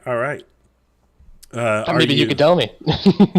Well, I could, but I won't, because, again, fog of war, and that's the fun of it. Nah, so I'm just teasing. I know. Okay, that's cool. So it's interesting to get some insight into your plan and how you think you're doing, or, the fog of war is a powerful thing. You don't know until kind of it's all over. But, yeah, it's interesting to see. So I wanted to check in and just say hi, and you having fun so far? No, absolutely. Good. Yeah, Kriegsspiel rocks. So it's a fun game to play, and we're trying to encourage more people on the YouTube to join the IKS and get into some games as well. So, well, they absolutely should. It's a fantastic game. You can play the same scenario a million times, and it's always different. Yeah, absolutely. So there you go. Okay, well, thank you, General, and good luck to you, and we'll see you in a little while. Thank you. You got it. Okay, let's check in with the 4th Corps. Let's see who the 4th Corps is right here. All right, hello, this is Marshall streaming on YouTube for the IKS, and who is commanding the 4th Corps? My name is Miles. 4th Corps Commander is in one of the other channels. Oh, okay. I just command the puny 12th Division. Oh, that's why, because I saw 4th Corps by your name, Mr. Miles, and it says 12th Division. Let me see where you are at. Well, you are 12th I am actually Division. right here. I'm here. I've just been muted and eating, so I've been waiting to move until the next report, because right now I'm still stuck with Miles. Yeah. Woe is me. Sins. Okay, so let's see here. I've got 12th Division Pichot. That's Mr. Miles, right? That's and correct. Then you two are Gerard, but then who is Vichery? 13th Division. 13th Division is going to be Lanzor. He is just to my south. I believe. Oh, we just got a turn update. I have not got mine yet, but I presume that I will be getting it, so I will pop over there. So it's been a pleasure, and look forward to continuing to talk. Okay, yeah, I definitely want to interview you at some point shortly. All right. All right. General Ishel, you're advancing the little valley, which Pablot and Smohain set in. On your right, you can see what appears to be a large sort of swirling cavalry melee going back and forth. You can't tell exactly what's going on at the moment, but you can see a large cavalry, thousands of cuirassiers there, armor glinting in the sun, swinging back and forth against British cavalry, it looks like. To your north, you can see it looks like whatever's in front of you, the French in front of you, are advancing. Their line looks fairly thin. It looks like it's only about one battalion and then the enemy, essentially. But they're advancing forwards against what looks to be Dutch infantry that seems to be pretty heavily broken and also being pursued by your own cavalry in some areas. And does the cavalry, the cuirassier fight, do they seem to be advancing, or can I tell the status of the fight?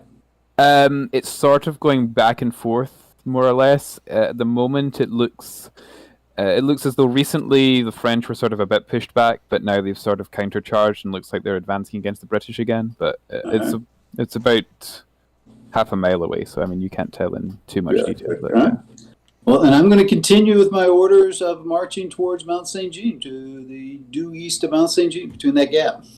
All right. Thank you, General. Excellent. Thank you. All right. Well, I think that just kind of answered all my questions. I was going to ask for a report from you and how you feel things are going and what the plan is for the 4th Corps and the 12th Division. Really, the 4th Corps Commander has the answers I'm looking for today for our live stream. I can only give you the perspective of a division commander, but we are driving towards Mount St. Jean, and we're going to form a line between there and along the road that goes to the northeast, and then hopefully cut off the British retreat. Though we really have only been in the back, so we really can't see. You're just kind of getting up there, huh? Yeah.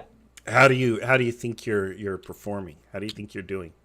I haven't screwed up anything because I've just been following my Corps commander's orders. And this is my first Kriegsspiel, so and we've not had any combat, so it's hard to give me a good grade, but at least I can't give myself a bad one. Yeah, but you're probably, if you haven't screwed up yet, you're not really playing Kriegsspiel. So that's right. The mistakes are the good part. So I hope you make plenty and have a great time. And it was good to encounter you on the field, sir. Good luck to you. Thank you, sir. Have a great day. You too. It's probably just things fell through the cracks in such a large game, which is unfortunate. But yeah, so. I'll send you guys both a screenshot here. By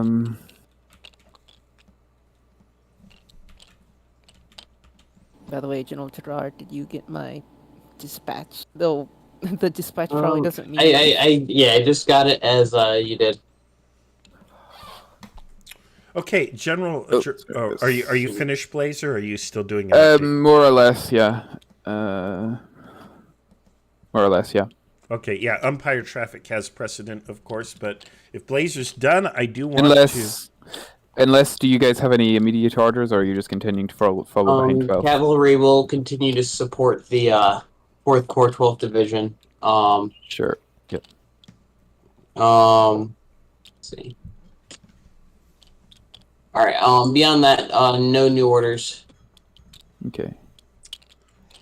All right, so I wanted to ask, what's the plan for the 4th Corps? What's what are you up to? Well, right now, our forward the 12th Division has reached Shmushen and Papelot. Right now, their immediate task is to advance north and extend our right flank. At which point, ideally, they're going to be able to wheel towards Mount Saint Jean or the area between Mount Saint Jean and Jolibois. However, I've just received some reports about continuing cavalry activity, so I may be sending my cavalry to assist Kellerman's Second Corps. Effectively, our plan with our entire force, including the 14th. However, the 14th is slowly meandering its way out of the woods. I'm going to ride to them next because I have. I'm not certain if the umpires have gotten to them as well. So right now, our overall plan is to serve as the far right hook. Form up along the right flank of the First Corps and continue the momentum of the attack and fall on the British left or rear, whichever presents itself. Beyond that, it's a fairly simple plan on our end. We've just been marching for most of the game so far, but we're starting to get into the action. There you go. So, the fun let's part. see. Mm-hmm. How do you think Marshal Ney is doing? I think Marshal Ney is doing fairly well.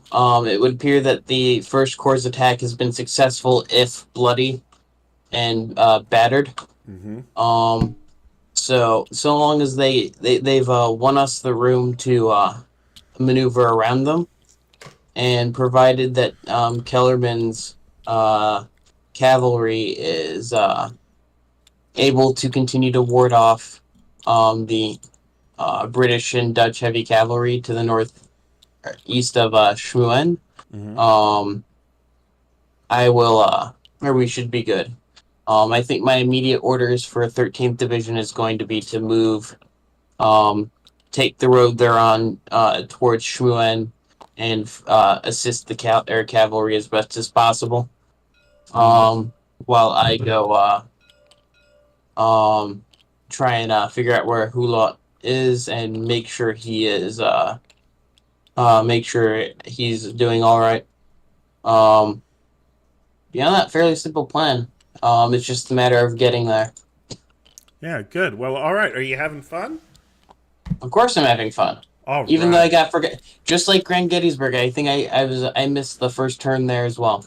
They skipped the first turn for us in Fourth Corps. Oh, it happens. How many turns have I personally lost then? 4. 4 turns. Wow. 4 at least. I see. Yeah. So the last turn you got was 11. Did a dispatch not arrive? What happened? Do you know? What I think happened. Obviously, I'm not at the umpire table. I can't say canonically.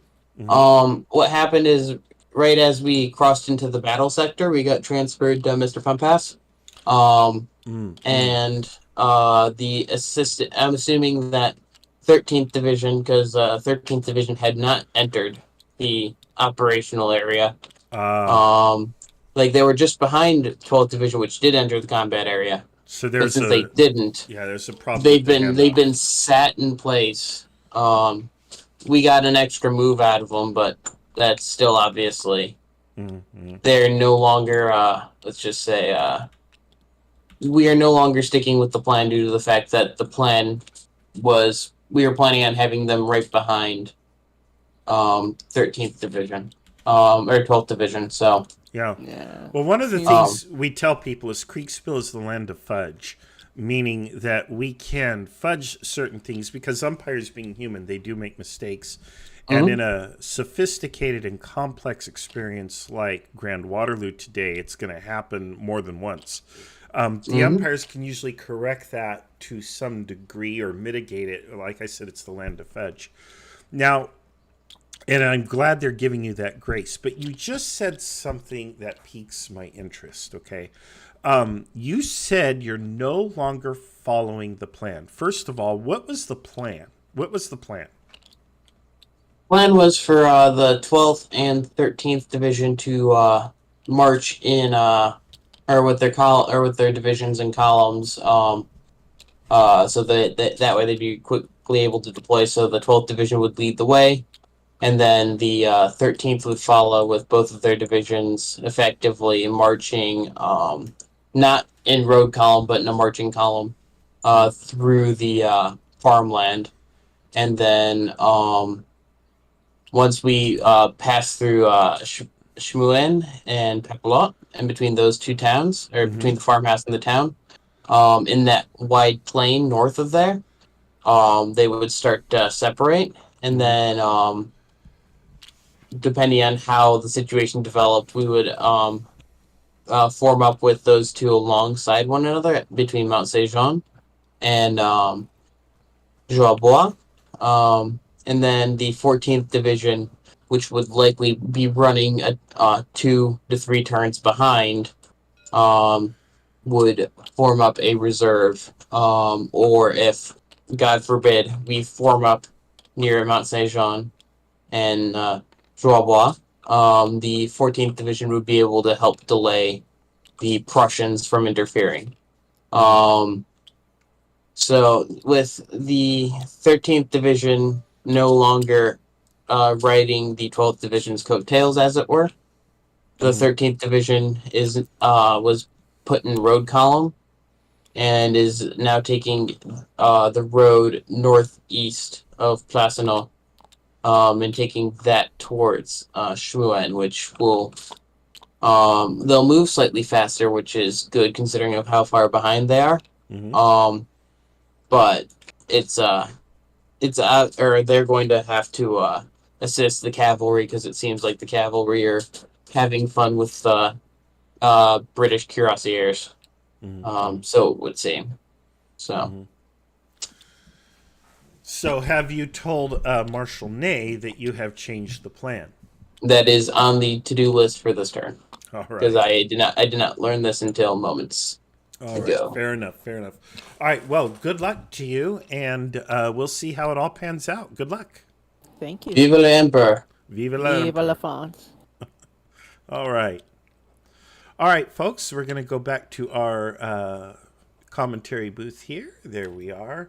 And as Speglord correctly points out in the comments, that explains why the reserves weren't moving up. So remember at the beginning of the game, you saw that the map was divided into sectors, and we talked about how when the units, when you get some crossover there, I'm going to pop back onto camera. When you get that crossover of players across those sectors, the umpires have to coordinate. But it looks like a corps was handed over, but 2 of the divisions were on the other side of the sector. And so an umpire could very easily mentally exclude them from their consideration, thinking maybe somebody else has them or something like that. But really, again, this is one of those learning experiences. We don't run games like this except very rarely. So this is not something that the umpires have a lot of experience doing, which is handing over units. And it seems to me that they needed to hand over the whole corps based on unit rather than geography. So, while geography informs the handoff, the whole unit should have been handed off, the whole corps, not just a portion of it. But, that's just a communication snafu and whatever. You also saw, and what he told you, and I noticed it myself, these guys did move up pretty quick, pretty far.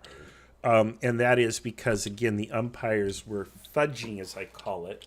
And again, Kriegsspiel is the land of fudge. So you have people who like to be very strict with the rules and the interpretations and the movements, and yes is yes and no is no. 1 is a 1, a 6 is a 6, or whatever.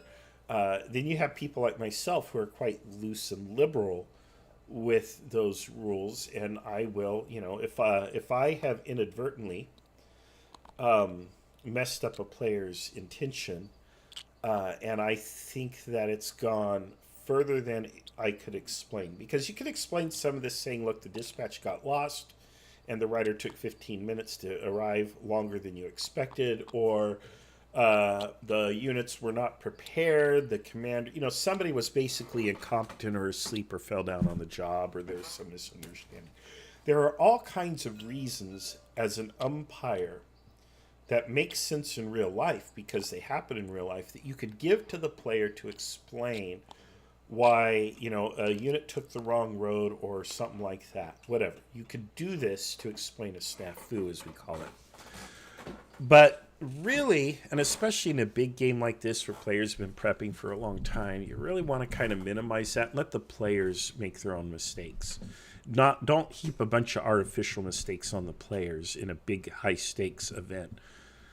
So yeah, it calls for using your power as an umpire, as essentially a god on the battlefield, right? You know, to fudge it a little bit and give them some extra movement. So sometimes when umpires make mistakes, this includes me, we let them ride though, and we'll tell the players, "Well, sorry, what are your orders?" I've done that several times in games.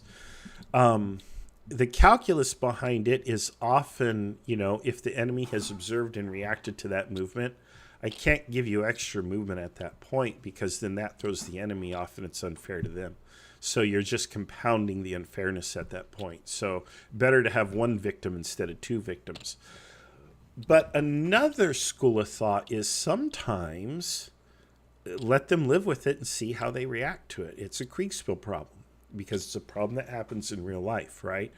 There have been, you know, anybody who's been in the military, there's this story about, you know, the second lieutenant who can't read the map right and gets the unit lost, right? You know, that thing happens in real life, and of course it could happen here, and sometimes those delays or those mistakes model that.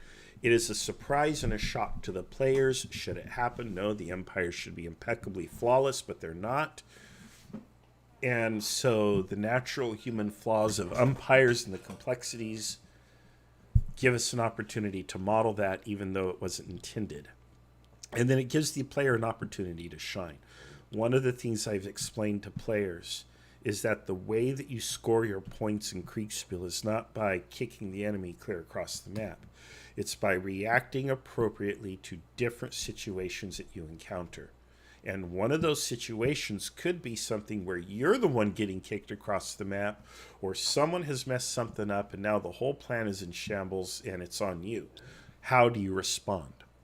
And if you respond correctly, even though you don't do any kicking, instead you're the one that gets kicked, you can still win the Kriegsspiel as a player by demonstrating proper attitude and making the correct decision in the face of a problem that has suddenly been handed to you. Is it fair? No, of course not. But guess what else isn't fair? War, life, you know? So that's what you're assessing. When you play Kriegsspiel as an exercise, you are assessing how people deal with these curveball situations that get thrown at them. And some of those curveballs come from umpires who have themselves dropped the ball somehow. They didn't intend to throw you a curveball, but here it is. Now what are you going to do? So that's it. All right. VV, hello. Go France, VV says. So there you have it. I think we're getting close to our halftime mark, but I haven't heard or seen anything. I don't know what people are going to do with themselves during the halftime. Probably eat. Brain fuel. One of the problems with taking a break in the middle of a game is, do people come back? When I play in-person Kriegsspiels, we do that. We take a break. Everybody gets an hour. This is the first time we've had an actual break like this in a live online event with people across different time zones. I am concerned that we will lose some players and or umpires because of the break. Breaks, even in play-by-posts, can be lethal to a game because you lose one or two critical participants. But maybe not. Hopefully all these players are invested in the ones we're probably more likely to lose are the ones with a lot of red markers on their pieces. You know, players might say, I don't want to come back and just run a shattered division. It's not much fun for 4 hours, but you did make the commitment, so I would say, please don't spoil it, because then somebody has to at least pick up that command. It causes more work. So yeah, I advise people to stay on and play. All right. Oh, look here. Looks like the French are backing out here. And I actually think that's a good move for the French. I don't think the French should stand and fight unless they have really good ground, in which case I would. But remember, the Schwerpunkt, the French attack, is here, not here. You don't want to commit a lot of forces here. It is not unreasonable to trade space for time on the left flank. If it pulls enemy forces out of the main fight, and especially if it disproportionately pulls a greater number of enemy than you have spent, then it's like you're winning, right? It's like you've produced casualties without firing a shot. Of course, at a certain point, yes, you do need to fall back. And it looks like they're probably going to do a line right here, just from the fact that they're all kind of converging as they fall back. They're not falling straight back. There's a little convergence there, it seems. They may be deciding to create a line here. But we will see what they do. The problem with falling back is, well, falling back can turn into a rout. But look at how the French have correctly deployed a line to screen the fall back. So the 10th Division is here doing what it should be doing, which is holding the line so these units can fall back and reorganize in safety. So we'll see what happens. I wonder if I should talk to Grouchy. Grouchy, that would be Special Zindos. We could go talk to Zindos, but then the conversation will never end. But I think we will talk to Zindos and see if he's panicking. Oh, Dave has just announced it's halftime. So we'll have to pick up with Zindos when we come back. Let me turn my face off there, and let's check the Discord. All right, is everybody? No, they're all over. So they'll probably be letting players know in their channels that it's halftime. I don't know if they're going to make a general announcement. So what's going to happen is we are going to take a break, and then I'm going to come back. Those of you who are on here viewing, just make sure you stand by or check by in 1 hour. It will happen. We will come back, and I will come back like on the dot from when we start. I just don't know exactly what time that's going to be. It's up to Blazer to call the specific minute. Let me pop into the Umpire channel and see. All right, how you doing, umpires?